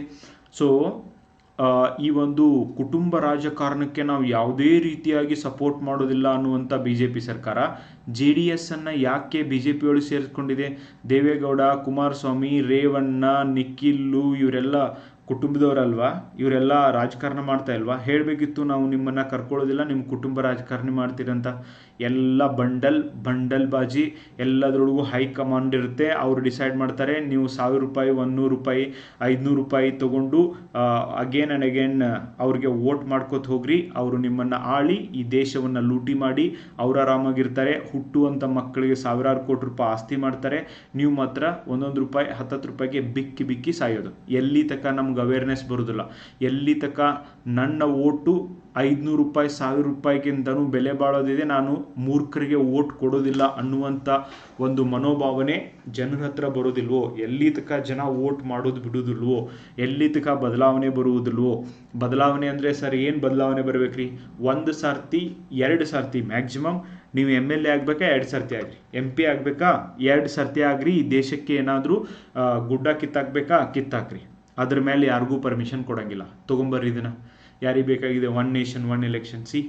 ಡೆಮೋಕ್ರಸಿ ಅನ್ನೋದನ್ನು ಮಾನ ಮರ್ಯಾದೆ ಕಳೆದಿದ್ದಾರೆ. ಡೆಮೋಕ್ರಸಿ ಮೀನಿಂಗ್ನ ಹಾಳು ಮಾಡಿದ್ದಾರೆ ಈ ಮೂರ್ಖ ಪೊಲಿಟಿಷಿಯನ್ಸು. ಬಿಕಾಸ್ ಅವ್ರಿಗೆ ಗೊತ್ತು ಜನ ಭಾರಿ ಚೀಪ್ ಇದ್ದಾರೆ ನಮ್ಮ ದೇಶದೊಳಗೆ. ಈ ಚೀಪ್ ಜನರಿಗೆ ಒಂದು ಸಾಡಿನೋ, ಕುಕ್ಕರೋ, ಚೀಪ್ ಲಿಕ್ಕರೋ ಕೊಟ್ಟರೆ ಅವು ಖುಷಿ ಆಗ್ತವೆ, ಓಟ್ ಆಗ್ತವೆ. ಆ್ಯಂಡ್ 5 ವರ್ಷ 10 ವರ್ಷ ಈ ದೇಶವನ್ನು ಸಿಸ್ಟಮೆಟಿಕ್ ಆಗಿ ಲೂಟಿ ಮಾಡ್ಬೋದು ಅನ್ನೋದನ್ನು ಇವರು ತಿಳ್ಕೊಂಡಿದ್ದಾರೆ. ಆದ್ದರಿಂದ ಡೆಮೋಕ್ರಸಿ, ಓಕೆ, ನೋಡಿ, ಲಿಬ್ರಲ್ ಡೆಮೋಕ್ರಸಿ ಸೂಚ್ಯಾಂಕ ಅಂತ ಒಂದು ಸೂಚ್ಯಾಂಕ ಬಿಡುಗಡೆ ಆಗುತ್ತೆ. ಅದರೊಳಗೆ 100ನೇ ಸ್ಥಾನದೊಳಗೆ ನಾವಿದ್ದೀವಿ. ಆ್ಯಂಡ್ ನೋಡಿ, ದಶಕದೊಳಗೆ ಇದು 100ನೇದು ಹೋಗಿ 105ನೇ ಸ್ಥಾನದೊಳಗೂ ಕೂಡ ಹೆಚ್ಚಿಗೆ ಆಗಿದೆ. ನಾಟ್ ಸೋ ಇಂಪಾರ್ಟೆಂಟ್ ಆ ಒಂದು ರ್ಯಾಂಕಿಂಗ್, ನಾನು ಅದಕ್ಕೆ ನಿಮಗೆ ಹೇಳ್ತಾ ಇಲ್ಲ. ಬಂಡವಾಳದಿಂದ ಬಂಡವಾಳಶಾಹಿಗಳಿಗಾಗಿ ರೂಪುಗೊಂಡಂಥ ವ್ಯವಸ್ಥೆಯಲ್ಲಿ ನಾವಿದ್ದೇವೆ ಅಂತ ಕೂಡ ಇವರು ಹೇಳ್ತಾರೆ. ವಿಶ್ವ ಮಾನವ ಪರಿಕಲ್ಪನೆ ಪ್ರತಿಪಾದನೆ ಮಾಡಿದಂಥ ಕುವೆಂಪು ಅವರು ನಿರಂಕುಶ ಮತಿಗಳಾಗಿ ಎಂದು ಕರೆ ಕೊಟ್ಟಿದ್ದರು. ಆದರೆ ತಮ್ಮ ಮತಿಗೆ ಅಂಕುಶ ಕೊಟ್ಟುಕೊಂಡು ಮತದಾರರು ನಿರಂಕುಶ ಪ್ರಭುತ್ವದ ಹುಟ್ಟಿಗೆ ಬೆಳವಣಿಗೆಗೆ ಕಾರಣ ಆಗುತ್ತಿರುವುದು ದಾರುಣ ವಾತ್ಸವ ಅಂತ ಕೂಡ ಇವರು ಹೇಳ್ತಾರೆ. ಎಸ್, ನಿರಂಕುಶತ್ವ ಈ ಹೈಕಮಾಂಡ್ ಅಂತೆ. ರೀಸೆಂಟ್ಲಿ ನೀವು ನೋಡ್ಬೋದು, ಹಿಂದುಳಿದ ವರ್ಗಗಳ ಶಾಶ್ವತ ಕಮಿಟಿನ ರಚನೆ ಮಾಡಿ ಈ ಒಂದು ಒಳ ಮೀಸಲಾತಿಯನ್ನು ಕೊಡೋದು, ಇವೆಲ್ಲ ದೊಡ್ಡ ಡ್ರಾಮಾ ಗೈಸ್. ಓಕೆ, ಅವರವರ ಒಂದು ಜಾತಿಗಾಗಿ, ಅವರವರ ಧರ್ಮಕ್ಕಾಗಿ ಎಲ್ಲ ನಾಯಕರು ಬಡದಾಡ್ತಾ ಇರೋದನ್ನು ಕಾಣ್ತೀವಿ. ಆ್ಯಂಡ್ ಅಧಿಕಾರ ಬರೋವರೆಗೂ ಬೇರೆಯೇ ಇರ್ತಾರೆ, ಅಧಿಕಾರ ಬಂದ ಮೇಲೆ ಬೇರೆಯೇ ಇರ್ತಾರೆ, ಅದನ್ನೇ ಕಾಣ್ತಾ ಇದ್ದೀವಿ. ಆದರೆ ನಮ್ಮ ಹಳೆಯ ನಾಯಕರಂತ ಒಂದು ನೈತಿಕ ಇರುವಂಥ ನಾಯಕರು ಇವತ್ತು ಇಲ್ಲ. ಹೈಕಮಾಂಡ್ ನಿರ್ಧಾರ ಮಾಡುತ್ತೆ. ಸೊ DK ಶಿವಕುಮಾರ್ CM ಆಗಬೇಕು ಆಗ್ಬಾರ್ದು, ಹೈಕಮಾಂಡ್ ನಿರ್ಧಾರ ಮಾಡುತ್ತೆ. ಓಕೆ, 2028ಕ್ಕೆ ತೊಗೊಂಬರ್ರಿ ಅಂತ ಹೇಳ್ತಾರೆ. ಎಲ್ಲಿ ಹೈಕಮಾಂಡು ಮತ್ತು ಜನ ಎದುರಿಕ್ಕಿದ್ದಾರೆ? ಜನ ಹೈಕಮಾಂಡು ಅಥವಾ ಸೋನಿಯಾ ಗಾಂಧಿ ರಾಹುಲ್ ಗಾಂಧಿನೇ ಹೈಕಮಾಂಡು, ಮೋದಿ ಅಮಿತ್ ಶಾನೇ ಹೈಕಮಾಂಡ್ ಹೇಳ್ದಂಗೆ ಯಾಕೆ ಮಾಡ್ತಾರೆ? ಜನಕ್ಕೆ ಹಂಗಂದ್ರೆ ಏನು ಬೆಲೆನೇ ಇಲ್ವಾ? ನೀವು ಮಾತ್ರ ಓಟ್ ಹಾಕ್ತಾ ಇರೋದು, ಆದರೆ ಹೈಕಮಾಂಡ್ ಹೇಳ್ದಂಗೆ ಯಾಕೆ ಕೇಳೋದು ಇವರು? ಹಾಗಂದರೆ ಭಾರತವನ್ನು ಪ್ರಜಾಪ್ರಭುತ್ವ ದೇಶ ಅಂತ ಯಾಕೆ ಕರೀತಾರೆ? ಓಕೆ, ಸೊ ಹೇಳಿ ಗೈಸ್, ನೀವು ನಿಮ್ಮ ಒಪಿನಿಯನ್ ಒಳಗೆ ಭಾರತ ಪ್ರಜಾಪ್ರಭುತ್ವ ರಾಷ್ಟ್ರ ಆಗಿದೆಯಾ? ಪ್ರಜಾಪ್ರಭುತ್ವ ಅನ್ನೋದು ಏನಾದರೂ ಇದೆಯಾ ನಮ್ಮ ದೇಶದೊಳಗೆ? ಹಾಗಂದ್ರೆ ಹೈಕಮಾಂಡ್ ಸಂಸ್ಕೃತಿಗೆ ಪರ್ಯಾಯವಿಲ್ವೇ? ಸೊ ಜನ ಏನು ಮಾಡ್ತಿದ್ದಾರೆ? ಬರೀ ನಾವು ಹುಟ್ಟಿದ್ದು ಇವರನ್ನು ಆಯ್ಕೆ ಮಾಡೋಕ್ಕೆ, ಇವ್ರ ಕಡೆಯಿಂದ ಆಳಿಸ್ಕೊಳ್ಳಿಕ್ಕಿನ? ಇವೆಲ್ಲ ಪ್ರಶ್ನೆಗಳನ್ನು ಇವರು ಇದರೊಳಗೆ ಎತ್ತಾರೆ ಗೈಸ್. ವೆರಿ ವೆರಿ ಇಂಪಾರ್ಟೆಂಟ್ ಪ್ರಶ್ನೆ ಆಗಿದೆ. ಹೈಕಮಾಂಡೇ ಅಂದರೆ ಮತ್ತ್ಯಾಕೆ ಡೆಮೋಕ್ರಸಿ? ಮತ್ತ್ಯಾಕೆ ಪ್ರಜೆಗಳಿಂದ ಪ್ರಜೆಗಳಿಗೆ? ಹೈಕಮಾಂಡಿಂದ ಹೈಕಮಾಂಡ್ಗೋಸ್ಕರ ಹೈಕಮಾಂಡ್ಗಾಗಿ ಇರುವಂಥ ಸರ್ಕಾರ ಅಂತ ಹೇಳಬೇಕು ಅಂತ ಕೂಡ ಹೇಳ್ತಾರೆ guys. Okay, yes, that is the truth. Next, ರಸ್ತೆಗಳಿಗೆ ಬೇಡವೇ ಹಸಿರು ಆಸರೆ? ಇವತ್ತು ರಸ್ತೆ ನಿರ್ಮಾಣ ಅಂಥೇಳಿ ಸಾವಿರಾರು ಮರಗಳನ್ನು ಕಡಿತಿದ್ದಾರೆ. ಆ್ಯಂಡ್ ಇದರಿಂದ ಎನ್ವೈರ್ಮೆಂಟ್ಗೂ ಕೂಡ ಹಾರ್ಮ್ ಆಗ್ತಾ ಇದೆ. ಆ್ಯಂಡ್ ಆಧುನಿಕ ಯುಗದೊಳಗೆ ನಾವು ರಸ್ತೆ ನಿರ್ಮಾಣ ಮಾಡುವ ಅವಶ್ಯಕತೆಯೂ ಇದೆ, ಫಾರೆಸ್ಟ್ನ ಬೆಳೆಸುವಂಥ ಅವಶ್ಯಕತೆಯೂ ಇದೆ. 1915ರೊಳಗೆ ಅನುಷ್ಠಾನಗೊಂಡ ಹಸಿರು ಹೆದ್ದಾರಿ ಪ್ರೋಗ್ರಾಮ್ನ ಕಂಟಿನ್ಯೂಯೇಷನ್ ಮಾಡುವಂಥ ಅವಶ್ಯಕತೆಯೂ ಇದೆ ಅಂತ ಕೂಡ ಹೇಳ್ತಾರೆ. ಕರ್ನಾಟಕದೊಳಗೆ ಈವನ್ ಕರ್ನಾಟಕ ಹೈಕೋರ್ಟ್ ಕೂಡ ಹೇಳಿದೆ, ಕರ್ನಾಟಕ ಮರ ಸಂರಕ್ಷಣಾ ಕಾಯ್ದೆಯನ್ನು ಜಾರಿಗೆ ತಂದು 1976ರಲ್ಲಿ ಇದಕ್ಕೆ ಮಹತ್ವ ನೀಡಲಾಗಿದೆ. ಆದರೂ ಕೂಡ ಭೌಗೋಳಿಕ ವಿಸ್ತರಣೆಗೆ ಈವನ್ ಇನ್ಫ್ರಾಸ್ಟ್ರಕ್ಚರ್ ಮೂಲಭೂತ ಸೌಕರ್ಯಗಳನ್ನು ಪ್ರೊವೈಡ್ ಮಾಡಲಿಕ್ಕೆ ಎಲ್ಲೂ ಕೂಡ ಮರ ಕಡಿಯೋದನ್ನು ನಿಂತಿಲ್ಲ. ಸೊ ಮರ ಕಡಿದ್ರು ಪ್ರಾಬ್ಲಮ್ ಇಲ್ಲ, ಆದರೆ ಸೈಡಲ್ಲಿ ಎಷ್ಟು ಒಂದು ಮರ ಕಡಿತಿದ್ರೆ ಅದಕ್ಕೆ 4 ಮರಗಳನ್ನು ಹಚ್ಚಿ ಆಮೇಲೆ ಕಡಿಯೋದು ಉತ್ತಮ. ನಮಗೆ ಹಸಿರೇ ನಮ್ಮ ಉಸಿರಾಗಿದೆ, ಹಸಿರಿಲ್ಲರೆ ಈ ಭೂಮಿ ಬದುಕಕ್ಕೆ ಸಾಧ್ಯ ಇಲ್ಲ, ಭೂಮಿ ಮೇಲೆ ನಾವೆಲ್ಲ ಉಳಿಲಿಕ್ಕೆ ಸಾಧ್ಯ ಇಲ್ಲ. And environment is very very important ಅಂತ ಇವರು ಹೇಳ್ತಾರೆ ಗೈಸ್. ನೆಕ್ಸ್ಟ್, ಕರ್ನಾಟಕದಲ್ಲಿ ನಾಯಿ ಕಡಿತ ಮತ್ತು ರೇಬೀಸಿಂದ ಸಾವುಗಳು ವೆರಿ ವೆರಿ ಡೇಂಜರಸ್, ಕೇರ್ಫುಲ್ ಆಗಿರಿ ಗೈಸ್. ಆ್ಯಂಡ್ ಉತ್ತರ ಪ್ರದೇಶದ ಯುವ ಕಬಡ್ಡಿ ಆಟಗಾರ ಬ್ರಿಜೇಶ್ ಸೋಲಂಕಿ ಇವರು ನಾಯಿ ಕಡಿದು ರೀಸೆಂಟ್ಲಿ ಇವರು ಡೆತ್ ಆಗಿದೆ. ಆ್ಯಂಡ್ ಇವರು ನಾಯಿ ಕಡಿಸ್ಕೊಂಡು ಆ ರೇಬೀಸ್ ಕಾಯಿಲೆಯಾಗಿ ನರಳಾಡುತ್ತಿರುವಂಥ ವಿಡಿಯೋ ಸಾಮಾಜಿಕ ಜಾಲತಾಣದಲ್ಲಿ ನಿಜವಾಗ್ಲೂ ವೈರಲ್ ಆಗಿದೆ ಗೈಸ್. ಹಲವು ದಿನಗಳು ನರಳಿ ಇವರು ನಂತರ ಉಸಿರು ಚೆಲ್ಲಿದ್ದಾರೆ. ಕರ್ನಾಟಕದಲ್ಲಿ ಈ ವರ್ಷ ಮೊದಲು 6 ತಿಂಗಳಲ್ಲಿ 19 ಜನರಿಗೆ ರೇಬೀಸ್ ಆಗಿ ಬಲಿಯಾಗಿದ್ದಾರೆ. ಸೊ ಸರ್ ಹಂಗಂದ್ರೆ ಇಷ್ಟೇ ಜನರೇ ಅಂತ ನೀವು ಹೇಳ್ಬೋದಾ? ಸಿಕ್ಕಾಪಟ್ಟೆ ಇರ್ತಾರೆ ಮರೆಯ. ಇಲ್ಲಿ ಜಸ್ಟ್ ರಿಜಿಸ್ಟರ್ ಆಗಿರುವಂಥ ಕೇಸ್ನ ನಾನು ಹೇಳ್ತಾ ಇದ್ದೀನಿ. ರೇಬೀಸ್ ನಾಯಿಯಿಂದನೇ ಬರ್ತದ? ನೋ, ಮಂಗ್ಯಾನಿಂದನೂ ಬರ್ಬೋದು, ಬೇರೆ ಬೇರೆ ಪ್ರಾಣಿಗಳಿಂದನೂ ಬರ್ತದೆ. ಕೇರ್ಫುಲ್ ಆಗಿರ್ರಿ. ಏನೋ ಭಾಳ ಜನಕ್ಕೆ ಹಿಂಗೂ ರೂಢಿ ಇರ್ತದೆ, ಗಿಡದಾಗ ಯಾವುದೋ ಒಂದು ಪಕ್ಷಿ ತಿಂದು ಹೋಗೈತಿ, ಪ್ರಾಣಿ ತಿಂದು ಹೋಗೈತಿ, ಚಿಕ್ಕು ಕಾಯಿ ಇದ್ದಾವೆ, ಪೇರುಕಾಯಿ ಇದ್ದಾವೆ, ಒಂದು ಕಡೆ ತಿಂದೈತಿ ಇನ್ನೊಂದು ಕಡೆ ತಿನ್ನೋನು. No, please don't do it. Okay, so I can understand middle class family ಒಳಗೆ ಹುಟ್ಟಿದಂಥವ್ರಿಗೆ ಅಂಥ ರೂಢಿ ಇರ್ತವೆ, but please don't do it guys, because it's very very dangerous. It can lead to rabies as well. ಕೇರಳದೊಳಗೂ ಕೂಡ rabies ಹೆಚ್ಚಿಗೆ ಆಗಿದೆ. ಇತ್ತೀಚಿನ ತಿಂಗಳುಗಳಲ್ಲಿ 3 ಮಕ್ಕಳು ಇದರಿಂದಾಗಿ ಮೃತಪಟ್ಟಿದ್ದಾರೆ. ಕೇಂದ್ರ ಸರ್ಕಾರ ನೋಡಿ, ಇದು ಇಂಪಾರ್ಟೆಂಟ್ ನಮಗೆ, 2030ರೊಳಗೆ ಭಾರತವನ್ನು ರೇಬೀಸ್ ಮುಕ್ತ ಮಾಡಬೇಕು ಅನ್ನುವಂಥ ಯೋಜನೆಯನ್ನು ಹಾಕ್ಕೊಂಡಿದೆ. ಇದು ನಿಮಗೆ ಕೇಳ್ತಾರ ಎಕ್ಸಾಮಿಗೆ? ಇದನ್ನು ಬರೆದಿಟ್ಕೋರಿ ಒಂದು ಕಡೆ. ಹಾಗಿದ್ದರೂ ಕೂಡ ವರ್ಷದಿಂದ ವರ್ಷಕ್ಕೆ ರೇಬೀಸ್ ಸಾವುಗಳು ಹೆಚ್ಚುತ್ತಿವೆ. ರೇಬೀಸ್ ತಡೆಯಲು ಕೈಗೊಳ್ಳಬೇಕಾದ ಮುಂಜಾಗೃತಾ ಸಲಹೆಗಳು ಕೂಡ ಇಲ್ಲಿ ನೀಡಿದ್ದಾರೆ. ಆ್ಯಂಡ್ ಹಾಗೇನಾದರೂ ನಾಯಿ ಏನಾದರೂ ಕಚ್ಚಿದರೆ ಇಮಿಡಿಯೇಟಾಗಿ ಡಾಕ್ಟ್ರಿಗೆ ಹೋಗಿ ಭೇಟಿ ಆಗಬೇಕು. ಆ್ಯಂಡ್ ನಾಯಿ ಕಡಿತವೇ ಇದಕ್ಕೆ ಮೂಲ ಆಗಿದೆ ಅನ್ನೋದನ್ನು ಕೂಡ ಹೇಳ್ತಾರೆ. ನಿಖರ ಮಾಹಿತಿ ಇಲ್ಲ. ಭಾರತದಲ್ಲಿ ಪ್ರಾಣಿ ರೇಬೀಸ್ ಅತ್ಯಂತ ಗಂಭೀರ ಸ್ವರೂಪದ ಕಾಯಿಲೆ ಎಂದು ಹೇಳುತ್ತಿರುವ ವಿಶ್ವ ಸಂಸ್ಥೆ, ಆದರೂ ಕೂಡ ಜನರು ಇದನ್ನು ಸೀರಿಯಸ್ ಆಗಿ ತಗೊಳ್ತಾ ಇಲ್ಲ.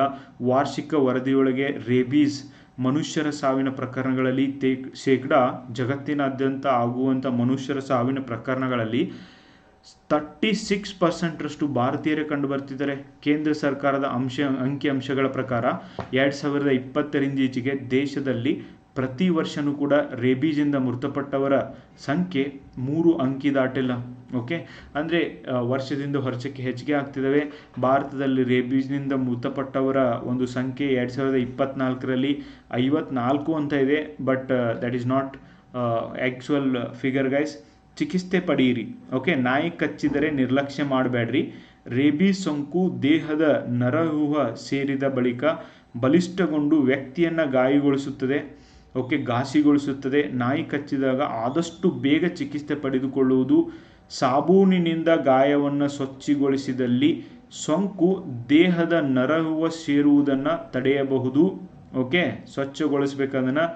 ರಕ್ತಸ್ರಾವ ಜಾಸ್ತಿ ಇದ್ದಲ್ಲಿ ಸುಭದ್ರವಾದ ಬಟ್ಟೆಯನ್ನು ಕಟ್ಟಿಕೊಳ್ಳಬೇಕು. ಬಳಿಕ ಹತ್ತಿರದ ಆಸ್ಪತ್ರೆಗೆ ತೆರಳಿ ಚುಚ್ಚುಮದ್ದನ್ನು ಪಡೆಯಬೇಕು. ಕಚ್ಚಿದ ನಾಯಿ ಮೇಲೂ ಕೂಡ ನಿಗಾ ಇಡಬೇಕು. ಓಕೆ, ಯಾವುದೇ ಕಾರಣಕ್ಕೂ ನಾಯಿಯನ್ನು ಸಾಯಿಸಬಾರ್ದು. ಇದನ್ನು ನೆನಪಿಟ್ಕೋರ, ಸಿಟ್ಟು ಬಂದ ಕಿಸಿಂದ ನಾಯಿ ನಿಗರಿಸ್ಬೇಡ್ರಿ. Okay, so that is also very dangerous. ಅದನ್ನು ಹೊಡಿಬಾರ್ದಂತ ನೋಡ್ರಿ. ಇವೆಲ್ಲ ಪ್ರಿಕಾಷನ್. ನಾಯಿಗಳು ಚಿಕ್ಕ ಜಾಗದಲ್ಲಿ ದೊಡ್ಡ ಪ್ರಮಾಣದಲ್ಲಿ ಗಾಯ ಆಗಿದ್ದರೆ ಬಹುಬೇಗ ವೈರಸ್ ನರವ್ಯೂಹ ತಲುಪ್ತದೆ. ಓಕೆ, ಚುಚ್ಚುಮದ್ದು ನೀಡಿದರೂ ಕೂಡ ಸೋಂಕು ತೀವ್ರತೆಯನ್ನು ಹೆಚ್ಚಿಸಬಹುದು.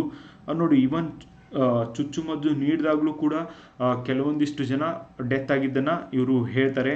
ಆ್ಯಂಡ್ ಆಫ್ರಿಕಾ ಏಷ್ಯಾದೊಳಗೆ ಬಡ ರಾಷ್ಟ್ರಗಳಿದಾವಲ್ಲ, ಮಾಡೋಕ್ಕೆ ಬೇರೆ ಕೆಲಸ ಇಲ್ಲ.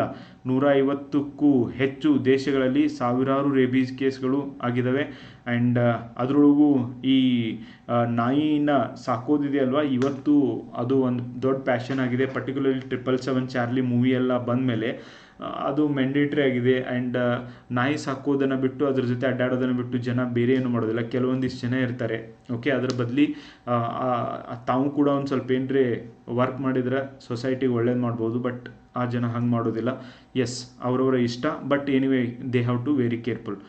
ಮೊದಲ 10 ದಿನ ಜ್ವರ, ತಲೆನೋವು, ತಲೆ ಸುಸ್ತು ಮುಂತಾದ ಲಕ್ಷಣಗಳಿರ್ತವೆ. ಕಚ್ಚಿದ ಜಾಗದಲ್ಲಿ ತುರಿಕೆ, ಓಕೆ, ಅದೆಲ್ಲ ಶುರುವಾಗುತ್ತೆ. ಆ್ಯಂಡ್ ನಿದ್ರಾಹೀನತೆ ಆ್ಯಂಡ್ ವ್ಯಾಕುಲತೆ, ಭಾವೋನ್ಮತ್ತ, ಭ್ರಾಂತಿ, ಭಯ, ಹೀಗೆಲ್ಲ ಜೊಲ್ಲು ಸೋರುವುದು ಆ್ಯಂಡ್ ಇವೆಲ್ಲ ಲಕ್ಷಣಗಳು ಗೈಸ್. ಆ್ಯಂಡ್ ಕೇರ್ಫುಲ್ಲಾಗಿ ಇರ್ರಿ. ಆ್ಯಂಡ್ ಚಿಕ್ಕ ಮಕ್ಕಳಿಗೂ ಕೂಡ ಕೇರ್ಫುಲ್ ಆಗಿರೋಕ್ಕೆ ಹೇಳಿ, ನಿಮ್ಮ ಸರೌಂಡಿಂಗ್ ಯಾರಾದರೂ ಇದ್ದರೆ. ಹಾಂ, ನೆಕ್ಸ್ಟ್ ಇದು ಆರ್ಟಿಕಲ್ ಇಂಪಾರ್ಟೆಂಟ್. ಇದು ಹಿಂದೂನಲ್ಲೂ ಕೂಡ ಬಂದಿದೆ, ನಿಮಗೆ ಅಲ್ಲೂ ಹೇಳ್ತೀನಿ. ಭಾರತೀಯ ಸಮುದಾಯ ಉದ್ದೇಶಿಸಿ ಮಾತನಾಡಿದ ಪ್ರಧಾನಿಯವರು. ಹಿಂದೂನಲ್ಲಿ ಇದು ಜಸ್ಟ್ ರಿಪೀಟ್ ಆಗಿರುತ್ತೆ ನೋಡಿ. ಟ್ರಿನಿಡಾಡ್ ಟೊಬ್ಯಾಗೊ, ಓಕೆ, ಟೊಬ್ಯಾಗೊ ದೇಶದ ಜೊತೆ ಬಿಹಾರದ ನಂಟು ಕುರಿತು ಪ್ರಧಾನಿಯವರು ಪ್ರಶಂಸಿಸಿದ್ದಾರೆ. ಬಿಹಾರದಿಂದ ಬಹಳಷ್ಟು ಇಂಡೇಂಜರ್ಡ್ ಲೇಬರರ್ಸ್ ಏನು ಹೋಗಿದ್ದಾರೆ ಅವರೆಲ್ಲರೂ ಕೂಡ ಇನ್ನೂ ಆದರೂ ಅದೇ ದೇಶದೊಳಗಿದ್ದಾರೆ. ಟ್ರಿನಿಡಾಡ್ ಟೊಬ್ಯಾಗೊದಲ್ಲಿ ಪ್ರಧಾನಿ ಕಮಲಾ ಪ್ರಸಾದ್ ಬಿಸ್ವಾಸ್, ಓಕೆ, ಅವರು ಕೂಡ ಬಿಹಾರದವರೇ ಆಗಿದ್ದು ಬಿಹಾರದ ಮಗಳು ಎಂದು ಕೂಡ ಅವರನ್ನು ಬಣ್ಣಿಸಿದ್ದಾರೆ. ಎರಡೂ ದೇಶಗಳ ನಡುವೆ ಭೋಜ್ಪುರಿ ಭಾಷೆಯನ್ನು ಕೆರೆಬಿಯನ್ ದೇಶದಲ್ಲಿ ನೆಲೆಸಿರುವ ಭಾರತೀಯ ಸಮುದಾಯದವರು ಹೆಚ್ಚಾಗಿ ಬಳಸ್ತಾರೆ ಅಂತ ಕೂಡ ಹೇಳಿದ್ದಾರೆ. ಆ್ಯಂಡ್ ಪ್ರಜಾಪ್ರಭುತ್ವ ಇರಲಿ, ರಾಜಕೀಯ ರಾಜತಾಂತ್ರಿಕತೆ, ಉನ್ನತ ಶಿಕ್ಷಣ ವಿಚಾರ ಇರಲಿ, ಕ್ರಿಕೆಟ್ ಇರಲಿ, ಬಿಹಾರ್ ಶತಮಾನಗಳಿಂದ 21ನೇ ಶತಮಾನದಲ್ಲೂ ಕೂಡ ತನ್ನದೇ ಆದಂಥ ಇತಿಹಾಸ ಸೃಷ್ಟಿಸಿದೆ ಅಂತ ಹೇಳಿದ್ದಾರೆ. ಎನಿವೆ, ಇದನ್ನೆಲ್ಲ ಬಿಹಾರ್ ಬಗ್ಗೆ ಇಷ್ಟೆಲ್ಲ ಹೇಳಿ ಕಾರಣ ಏನು ಅಂದರೆ, ಈ ವರ್ಷಾಂತರದಲ್ಲಿ ಬಿಹಾರದೊಳಗೆ ಚುನಾವಣೆ ಇದೆ ನೋಡಿ. ಇಂಟರ್ನ್ಯಾಷನಲ್ ಇಶ್ಯೂಸ್ನು ತಂದು ಪ್ರಧಾನಿಯವರು ಹೆಂಗೆ ಚುನಾವಣೆಗೆ ಉಪಯೋಗಿಸ್ಕೋತಾರೆ. ಓಕೆ, ಗಿರ್ಮಿಟಿಯಾ ಸಮುದಾಯಗಳು, ಓಕೆ, ಗಿರ್ಮಿಟಿಯಾ ಅಂದರೆ, ಓಕೆ, ಇವನ್ ಹಿಂದೂನೊಳಗೂ ಆರ್ಟಿಕಲ್ ಬಂದಿದೆ, ಇಲ್ಲಿ ಹೇಳಿಬಿಡ್ತೀನಿ ನೋಡಿ. ಗಿರ್ಮಿಟಿಯಾ ಸಮುದಾಯಗಳು ಸಮಗ್ರ ದತ್ತಾಂಶ ಸಂಗ್ರಹಿಸಿದ ನಿಟ್ಟಿನಲ್ಲಿ ಭಾರತವು ಸಕ್ರಿಯವಾಗಿ ಕೆಲಸ ಮಾಡುತ್ತಿದ್ದು, ಇದರಿಂದ ಟ್ರಿನಿಡಾಡ್ ಟೊಬ್ಯಾಗೊ ದೇಶದ ಸೋದರ ಸೋದರಿಯರ ಜೊತೆಗೆ ಭಾರತದ ಐತಿಹಾಸಿಕ ಸಂಬಂಧವನ್ನು ಮುಂದುವರಿಸಲು ನೆರವಾಗಲಿದೆ ಅಂತ ಹೇಳಿದ್ದಾರೆ. ಹಂಗಂದ್ರೆ ಗಿರ್ಮಿಟಿಯಾ ಸಮುದಾಯ ಅಂದ್ರೆ ಏನು ನೋಡ್ರು ಗೈಸ್, ಬ್ರಿಟಿಷರು ಭಾರತವನ್ನು ಆಳುವಂತಹ ಸಂದರ್ಭದೊಳಗೆ ಭಾರತದಿಂದ ಭಾಳ ಜನ ಈ ಬಾಂಡೆಡ್ ಲೇಬರ್ಸ್ಗಳನ್ನ ಕರ್ಕೊಂಡು ಹೋಗಿದ್ದಾರೆ. ಓಕೆ, ಆ ಒಂದು ದೇಶಗಳಲ್ಲಿ ಕೆಲಸ ಮಾಡಲಿಕ್ಕೆ ಅಂತ ಏನು ಲೇಬರ್ಸ್ಗಳನ್ನ ಕರ್ಕೊಂಡು ಹೋಗ್ಯಾರಲ್ಲ, ಆ ಲೇಬರ್ಸ್ಗಳಿಗೆ ಹಿಂಗೆ ಕರಿತಿದ್ರು. ಈವನ್ ಮಹಾತ್ಮ ಗಾಂಧೀಜಿ ಸೌತ್ ಆಫ್ರಿಕಾಗೆ ಏನು ಹೋಗ್ಯಾರಲ್ಲ, ಆ ಸಂದರ್ಭದೊಳಗೂ ಅವ್ರಿಗೆ ಹಿಂಗೆ ಕರಿತಿದ್ರು, ಗಿರ್ಮಿಟಿಯಾ ಅಂತ ಹೇಳ್ಬಿಟ್ಟು. ಇವತ್ತಿನವರೆಗೂ ಭಾರತೀಯರು ಏನು ವಿದೇಶದೊಳಗಿದ್ದಾರೆ, ಕೆಲಸಕ್ಕೆ ಅಂತ ಹೋಗಿದ್ದಾರೆ, ಅಲ್ಲೇ ಸೆಟ್ಲ್ ಆಗಿದ್ದಾರೆ, ಅವ್ರಿಗೆ ಗಿರ್ಮಿಟಿಯಾ ಸಮುದಾಯ ಅಂತ ಕರಿತೀವಿ. ಇದರ ಮೀನಿಂಗ್ ಹಿಂಗಿದೆ ಗೈಸ್. ಓಕೆ, ಬ್ರಿಟಿಷರ ಆಡಳಿತಾವಧಿಯಲ್ಲಿ ಉತ್ತರ ಪ್ರದೇಶ, ಬಿಹಾರದಿಂದ ನೂರಾರು ಕಾರ್ಮಿಕರು ಆಫ್ರಿಕಾ ರಾಷ್ಟ್ರಗಳಾದ ದಕ್ಷಿಣ ಆಫ್ರಿಕಾ, ಫಿಜಿ, ಮಾರಿಷಿಯಸ್, ಕೆರೆಬಿಯನ್ ದೇಶಗಳ ತೋಟದಲ್ಲಿ ಕೆಲಸವನ್ನು ಮಾಡಲಿಕ್ಕೆ ಪರ್ಟಿಕ್ಯುಲರ್ಲಿ ಅದರೊಳಗೂ ಈ ಒಂದು ಕಾಫಿ ಎಸ್ಟೇಟ್ಗಳಲ್ಲಿ ಕೆಲಸ ಮಾಡುವಂಥ ಉದ್ದೇಶಗಳಿಗಾಗಿ ಏನು ಜನರನ್ನ ಕರ್ಕೊಂಡು ಹೋಗಿದ್ದಾರೆ ಅವರಿಗೆ ಹಾಗೆ ಹೇಳ್ತಾರೆ. ಆಕಾಶದಷ್ಟು ಅವಕಾಶ ನೋಡ್ರಿ, ಡೈಲಾಗ್ ನೋಡ್ರಿ ಗೈಸ್. ಓಕೆ, ನೋಡ್ರಿ, ಭಾರತವು ಶೀಘ್ರದಲ್ಲೇ ವಿಶ್ವದ 3ನೇ ಪ್ರಮುಖ ಆರ್ಥಿಕ ರಾಷ್ಟ್ರಗಳಲ್ಲಿ ಒಂದಾಗಲಿದೆ. ಕೃತಕ ಬುದ್ಧಿಮತ್ತೆ, ಸೆಮಿಕಂಡಕ್ಟರ್, ಕ್ವಾಂಟಮ್ ಇಂಜಿನಿಯರಿಂಗ್ ದೇಶದ ಅಭಿವೃದ್ಧಿಯ ಪ್ರಮುಖ ಇಂಜಿನ್ಗಳು ಆಗಲಿವೆ ಎಂದು ಕೂಡ ಪ್ರಧಾನಿಯವರು ಹೇಳಿದ್ದಾರೆ. Anyway, this is good. ಭಾರತವು ಹಲವು ಅವಕಾಶಗಳ ತಾಣವಾಗಿದ್ದು ಅಭಿವೃದ್ಧಿಯ ಫಲವು ಅಗತ್ಯವಾಗಿರುವವರಿಗೆ ತಲುಪಬೇಕು. ಹೊಸ ಭಾರತದ ಅವಕಾಶ ಆಕಾಶದಷ್ಟಿದೆ. 5 ರಾಷ್ಟ್ರಗಳ ಪ್ರವಾಸ ಕೈಗೊಂಡಿರುವಂಥ ಪ್ರಧಾನಿಯವರು ಈ ಮಾತನ್ನು ಹೇಳಿದ್ದಾರೆ. 1999ರ ಬಳಿಕ ಕೆರೆಬಿಯನ್, ಓಕೆ, ದ್ವೀಪ ರಾಷ್ಟ್ರಕ್ಕೆ ಭೇಟಿ ನೀಡಿದ ಮೊದಲ ಭಾರತೀಯ ಪ್ರಧಾನಿ ಕೂಡ ಇವರು ಆಗಿದ್ದಾರೆ. It's a small island guys. West Indies ಒಳಗೆ ಬರುವಂಥ ಒಂದು small island. West Indies not a one country, it's a group of island countries ಆಗಿದೆ. ಓಕೆ, ಸೊ ಆದ್ದರಿಂದ ಇವರು ಈ ಒಂದು ತಮ್ಮ ಒಂದು ಎಕ್ಸ್ಪೀರಿಯನ್ಸನ್ನು ಶೇರ್ ಮಾಡ್ಕೊಂಡಿದ್ದಾರೆ. Yes, you can remember this all points, ಒಂದು ಕಡೆ ಬರೆದಿಟ್ಕೋರಿ, ನಿಮಗೆ ಉಪಯೋಗ ಆಗ್ತವೆ. ಓಕೆ, ಕೊಲ್ಲಾಪುರ್ ಚಪ್ಪಲಿ ಫ್ರಾಡಾ ವಿರುದ್ಧ ಕೋರ್ಟ್ನಲ್ಲಿ ಅರ್ಜಿ. ಅರೆ, ಈ ಕೊಲ್ಲಾಪುರ್ ಚಪ್ಪಲಿನ ನಮ್ಮ ಕಂಪನಿ ಚಪ್ಪಲಿ ಅಂತ ಇಟಲಿ ದೇಶದ ಒಂದು company ಫ್ರಾಡಾ.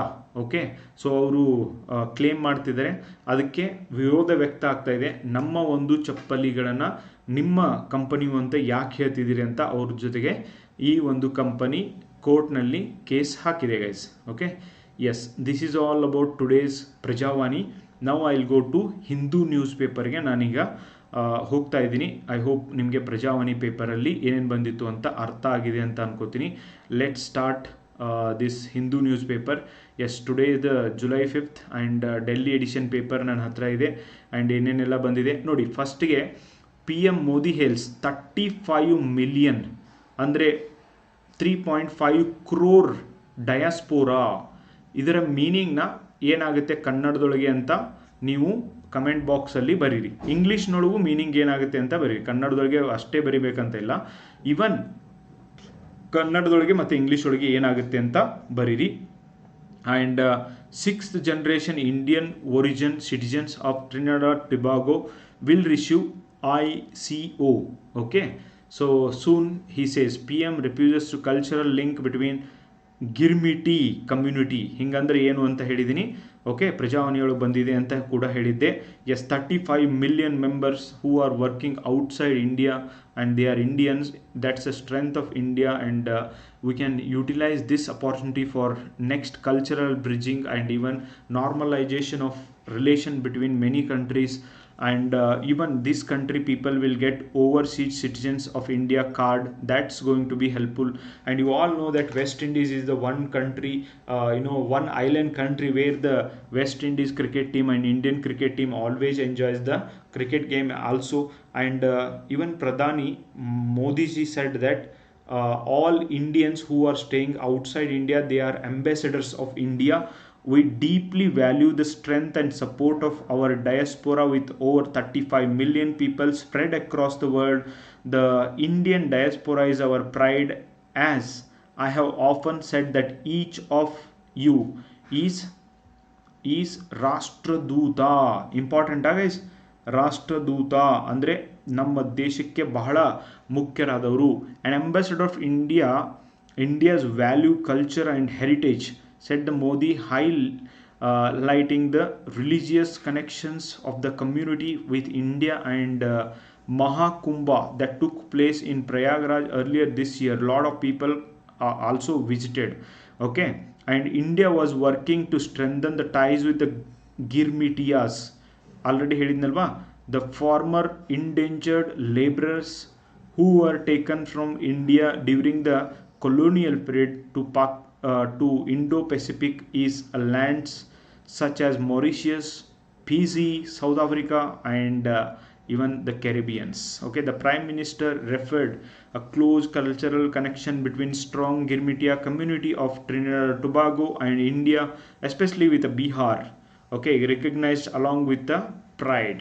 Mr. Modi announced that the government of India was mapping the fast and reiterate that the number of initiatives were launched during the ಪ್ರವಾಸಿ ಭಾರತೀಯ ದಿವಸ್.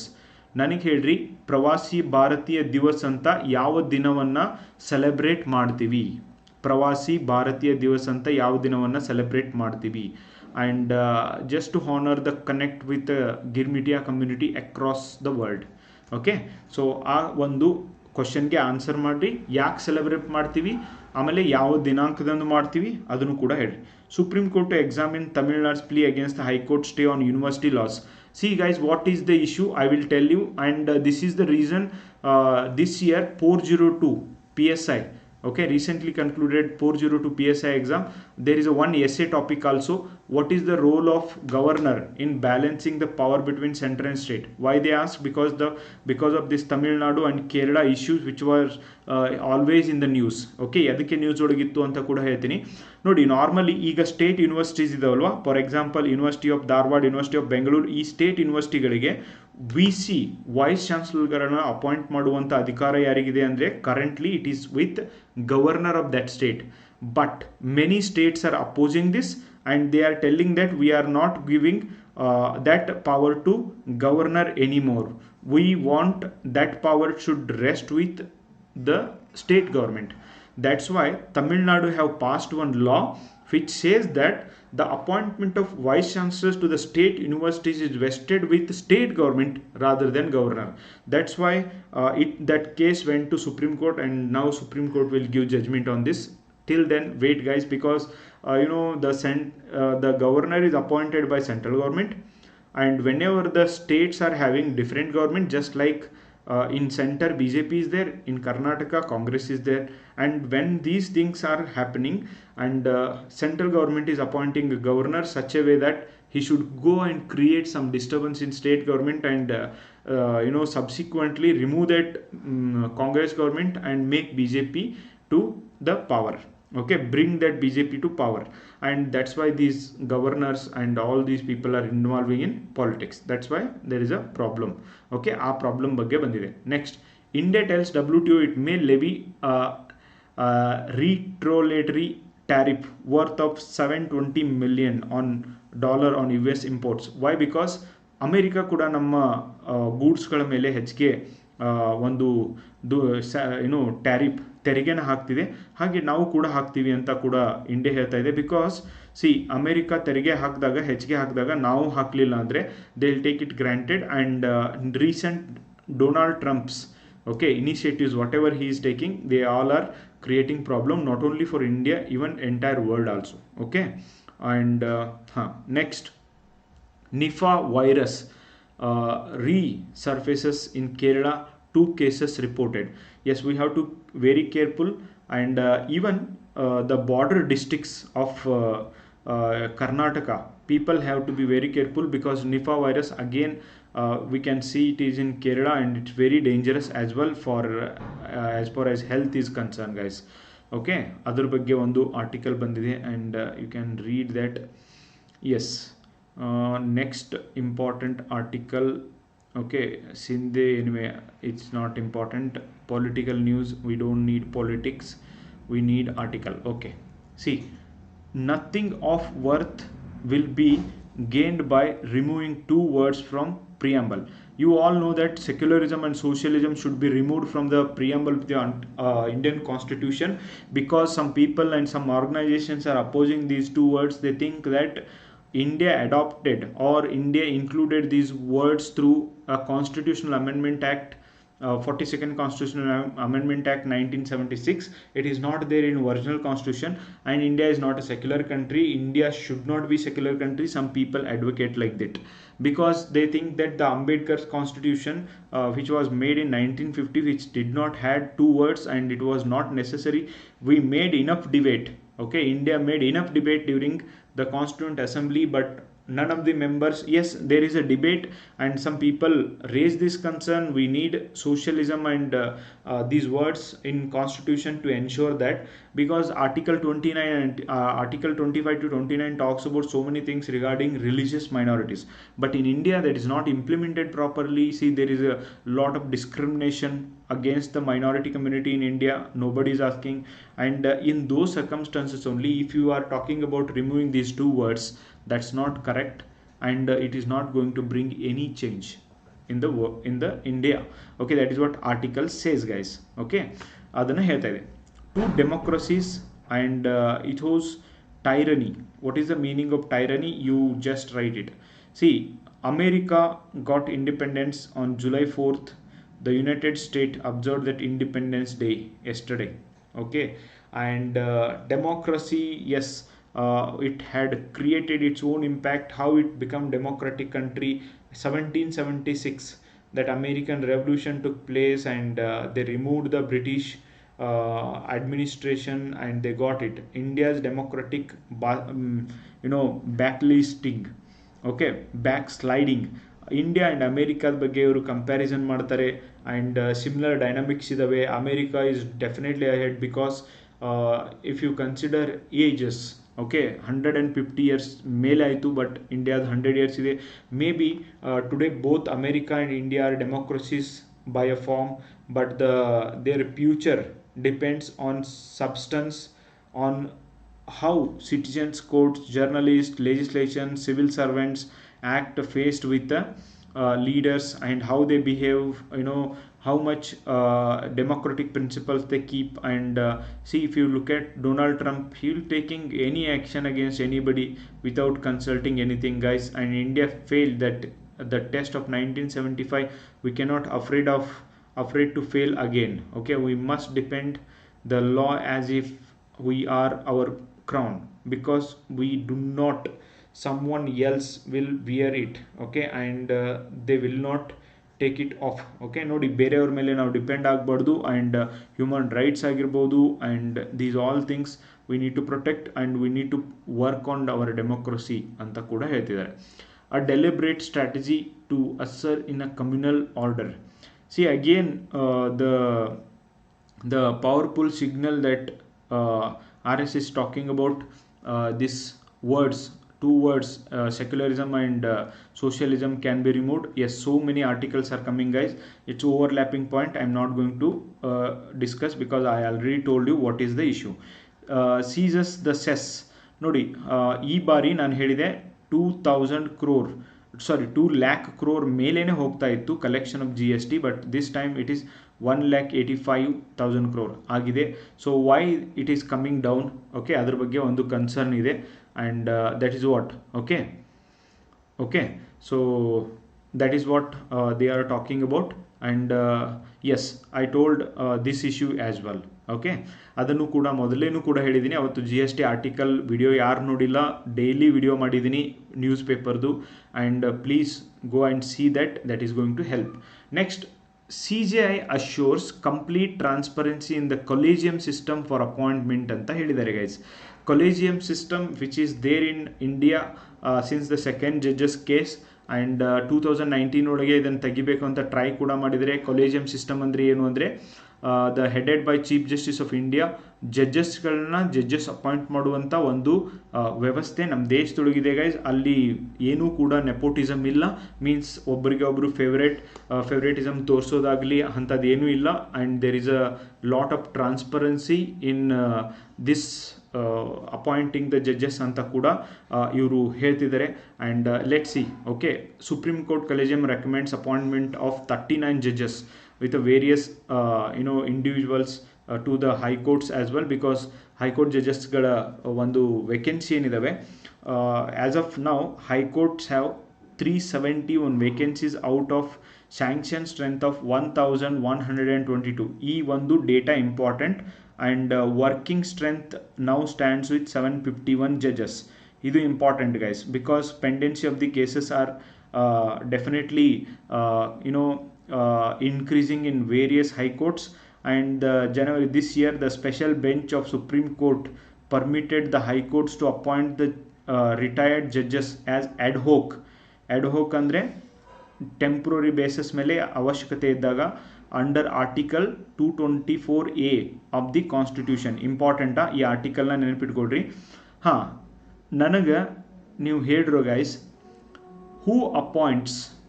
ಓಕೆ, ಈ ಒಂದು ಅಪಾಯಿಂಟ್ಸ್ ಅಲ್ಲ, who decides supreme court judges strength ಎಷ್ಟಿರಬೇಕು, ಸಂಖ್ಯೆ ಎಷ್ಟಿರಬೇಕು ಅಂತ ಯಾರು ಡಿಸೈಡ್ ಮಾಡ್ತಾರೆ? ಹೈಕೋರ್ಟ್ ಜಡ್ಜಸ್ ಸ್ಟ್ರೆಂತ್ ಎಷ್ಟಿರಬೇಕು ಅಂತ ಯಾರು ಡಿಸೈಡ್ ಮಾಡ್ತಾರೆ? ಇದನ್ನು ಕಮೆಂಟ್ ಬಾಕ್ಸ್ ಒಳಗೆ ತಿಳಿಸ್ರಿ. This is very very important, guys. Okay, UPSCಯಲ್ಲಿ ಕೇಳಿದಂಥ ಪ್ರಶ್ನೆ. ಓಕೆ, ನೀವು ಕೆಳಗಡೆ ಕಮೆಂಟ್ ಬಾಕ್ಸಲ್ಲಿ ಬರೀರಿ. Yes, these are the SEBI bans ಅಂತ ಇದೆ. ನನಗೆ ನಿಮ್ಗೆ ಏನು ಹೇಳಬೇಕಾಗಿದೆ ಅಂದರೆ, ಇದು ಅಷ್ಟು ಇಂಪಾರ್ಟೆಂಟ್ ಅಲ್ಲ. ಅನ್ಲಾಫುಲ್ ಅರ್ನಿಂಗ್ಸ್ನ ಬ್ಯಾನ್ ಮಾಡು ಅಂತ ಹೇಳ್ತಿದೆ. ನನಗೆ ಸೆಬಿ ಫುಲ್ ಫಾರ್ಮ್ ನಿಮಗೆಲ್ಲರಿಗೂ ಗೊತ್ತಿರಬೇಕು ಅಂತ ಇಷ್ಟ ಇದೆ. And somebody should write it in comment box. What is the full form of SEBI, securities exchange board of India. Yes, ಕೆಳಗಡೆ ನೀವು ಬರೀರಿ, ಗೈಸ್. ಆ್ಯಂಡ್ ಯಾರ್ಯಾರು ಗೊತ್ತಿಲ್ಲ, ಯಾರ್ಯಾರು ಫಸ್ಟ್ ಟೈಮ್ ನೋಡ್ತಿರ್ತಾರೆ, ಅವ್ರಿಗೆಲ್ಲರಿಗೂ ಕೂಡ ಉಪಯೋಗ ಆಗಲಿ. I wish. ಓಕೆ, ನಿಮಗೆ ಈ ಒಂದು ನ್ಯೂಸ್ ಪೇಪರ್ ಅನಾಲಿಸಿಸ್ ಯಾವ್ಯಾವ ಆರ್ಟಿಕಲ್ ಒಳಗೆ ಏನೇನು ಬಂದಿದೆ ಬ್ರೀಫಾಗಿ ನಾನು ಹೇಳ್ತಾ ಇರೋದು, ಇದನ್ನು ಉಪಯೋಗ ನಿಮಗೆ ಆಗ್ತಿದೆ ಅಂತ. ಆ್ಯಂಡ್ ನಿಮಗೆ ಉಪಯೋಗ ಆದಲ್ಲಿ ನಿಮ್ಮ ಫ್ರೆಂಡ್ಸ್ ಜೊತೆಗೂ ಕೂಡ ಶೇರ್ ಮಾಡಿ. ಆ್ಯಂಡ್ ಕಾಂಪಿಟೇಟಿವ್ ಎಕ್ಸಾಮ್ಗೆ ಹೊಸದಾಗಿ ಯಾರಾದರೂ ಸೇರಬೇಕು ಅಂತಾರೆ ಅಂದರೆ ಅವ್ರಿಗೆ ನಾನು ನಿನ್ನೆ ಮಾಡಿರುವಂಥ ವಿಡಿಯೋ ಏನಿದೆ ಅದನ್ನು ಶೇರ್ ಮಾಡಿರಿ, ಗೈಸ್.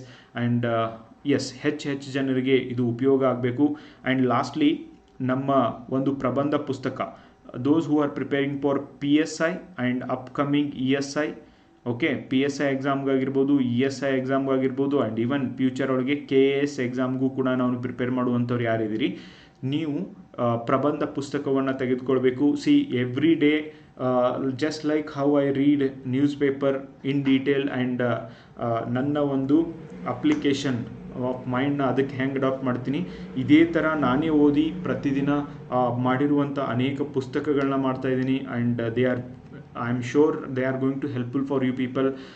ಸುಮ್ಮನೆ ಏನೋ ಒಂದು ಮಾಡಿರೋದಿಲ್ಲ ಗೈಸ್. 50 ಪ್ರಬಂಧಗಳ ಪುಸ್ತಕ ನಿಮಗೆ ಅವೈಲೇಬಲ್ ಇದೆ. ನೀವು ಬೇಕು ಅಂದರೆ ನನಗೆ ನಿಮ್ಮ ಅಡ್ರೆಸ್ಸನ್ನು ಕಳಿಸಿದರೆ ನಿಮಗೆ ಪುಸ್ತಕವನ್ನು ಮನೆ ಬಾಗಿಲಿಗೆ ತಲುಪಿಸ್ತೀವಿ. ಮೈಂಡ್ ಮ್ಯಾಪ್ ಮೂಲಕ ಪುಸ್ತಕ ಇದೆ. ಪ್ರಚಲಿತ ಪ್ರಬಂಧಗಳನ್ನು ಎಲ್ಲ ಅಳವಡಿಕೆ ಮಾಡಿದ್ದೀವಿ. ವಿವಿಧ ವಿಧಾನಗಳ ಪ್ರಬಂಧಗಳು ಈ ಪುಸ್ತಕದಲ್ಲಿ ನಿಮಗೆ ದೊರೀತವೆ ಗೈಸ್. ಆ್ಯಂಡ್ ಇದು ನಿಮಗೆ ಡೆಫಿನೆಟ್ಲಿ ಹೆಲ್ಪ್ಫುಲ್ ಆಗುತ್ತೆ. ನೋಡಿ, ಒಳ ಮೀಸಲಾತಿ ಆಗಿರ್ಬೋದು, 3 ಭಾಷಾ ನೀತಿ, ನೋಡಿ ಈಗ ಡಿಸ್ಕಷನ್ ನಡೀತಾವಲ್ಲ ಅದನ್ನೇ ಹಾಕಿರ್ತದೆ. ಓಕೆ, ಎಡಿಷನ್ ಕೂಡ ಬಿಡ್ತಾ ಇದ್ದೀವಿ. ಆ್ಯಂಡ್ ಡಿಜಿಟಲ್ ಅರೆಸ್ಟ್ ಅಂದರೆ ಏನು, 100 ಕೇಸ್ ರಿಜಿಸ್ಟರ್ ಆಗ್ತಿವೆ. ಡಾಲರ್ ಎದುರು ರೂಪಾಯಿ ಮೌಲ್ಯ ಯಾಕೆ ಕುಸಿತಾ ಇದೆ, ಪ್ರಜಾಪ್ರಭುತ್ವದಲ್ಲಿ ಸಾಮಾಜಿಕ ಮಾಧ್ಯಮಗಳ ಪಾತ್ರ, ಕೇಂದ್ರ ಮತ್ತು ರಾಜ್ಯ ಸರ್ಕಾರದ ನಡುವೆ ಅಧಿಕಾರ ಸಮತೋಲನದಲ್ಲಿ ರಾಜ್ಯಪಾಲರ ಪಾತ್ರ ಇವತ್ತೇ ಬಂದಿತ್ತಲ್ವ. ಭಾರತದಲ್ಲಿ ನದಿ ಜೋಡಣೆ ಯೋಜನೆ, what not guys, even delimitation commission, ಅಂಥವೆಲ್ಲ ಅಪ್ಡೇಟೆಡ್ ಇರುವಂಥವಿದ್ದಾವೆ. ಆ್ಯಂಡ್ ಈವನ್ ನೀವು ಎಕ್ಸಾಮ್ಗೆ ಓದೋದಿಲ್ಲ, ಜಸ್ಟ್ ನಾಲೆಜ್ ಸಂಬಂಧ ತೊಗೋತೀನಿ ಅಂದರು, yes this book will help you guys. Even ethics based essay ಇದ್ದಾವೆ. 100 ವಿದ್ಯಾರ್ಥಿಗಳು ಇದನ್ನು ಓದಿದ್ದಾರೆ, ಓದಿ ಪಾಸ್ ಕೂಡ ಆಗಿದ್ದಾರೆ. You can see here. And ಇದೇ ತಿಂಗಳ ಎಂಡ್ ಒಳಗಾಗಿ ಇವನ್ ಭಾಷಾಂತರ ಪುಸ್ತಕ ಕೂಡ ನಿಮಗೆ ಸಿಗುತ್ತೆ. And definitely you can utilise it guys. English medium essay book ಕೂಡ ರಿಲೀಸ್ ಮಾಡ್ತಾ ಇದ್ದೀವಿ. ಆ್ಯಂಡ್ ಎಸ್, ನೀವು ಪ್ರಿಪ್ರೇಷನ್ ಮಾಡಲಿಕ್ಕೆ ಏನೇನು ಬೇಕೋ ಅದೆಲ್ಲ ನಾವು ರೆಡಿ ಮಾಡ್ಕೊಂಡಿದ್ದೀವಿ ಕೂಡ. And definitely you can utilise these things. Thank you so much for watching the video. Question ಕೇಳಿದ್ದಕ್ಕೆ ಆನ್ಸರ್ ಕೂಡ ಮಾಡಿರಿ. ಆ್ಯಂಡ್ ನಿಮ್ಮ ಕಮೆಂಟ್ ಡೆಫಿನೆಟ್ಲಿ ಇನ್ನೊಂದು ವಿದ್ಯಾರ್ಥಿಗೂ ಕೂಡ ಸಹಾಯ ಆಗುತ್ತೆ. And please do comment guys. Thank you so much. Bye.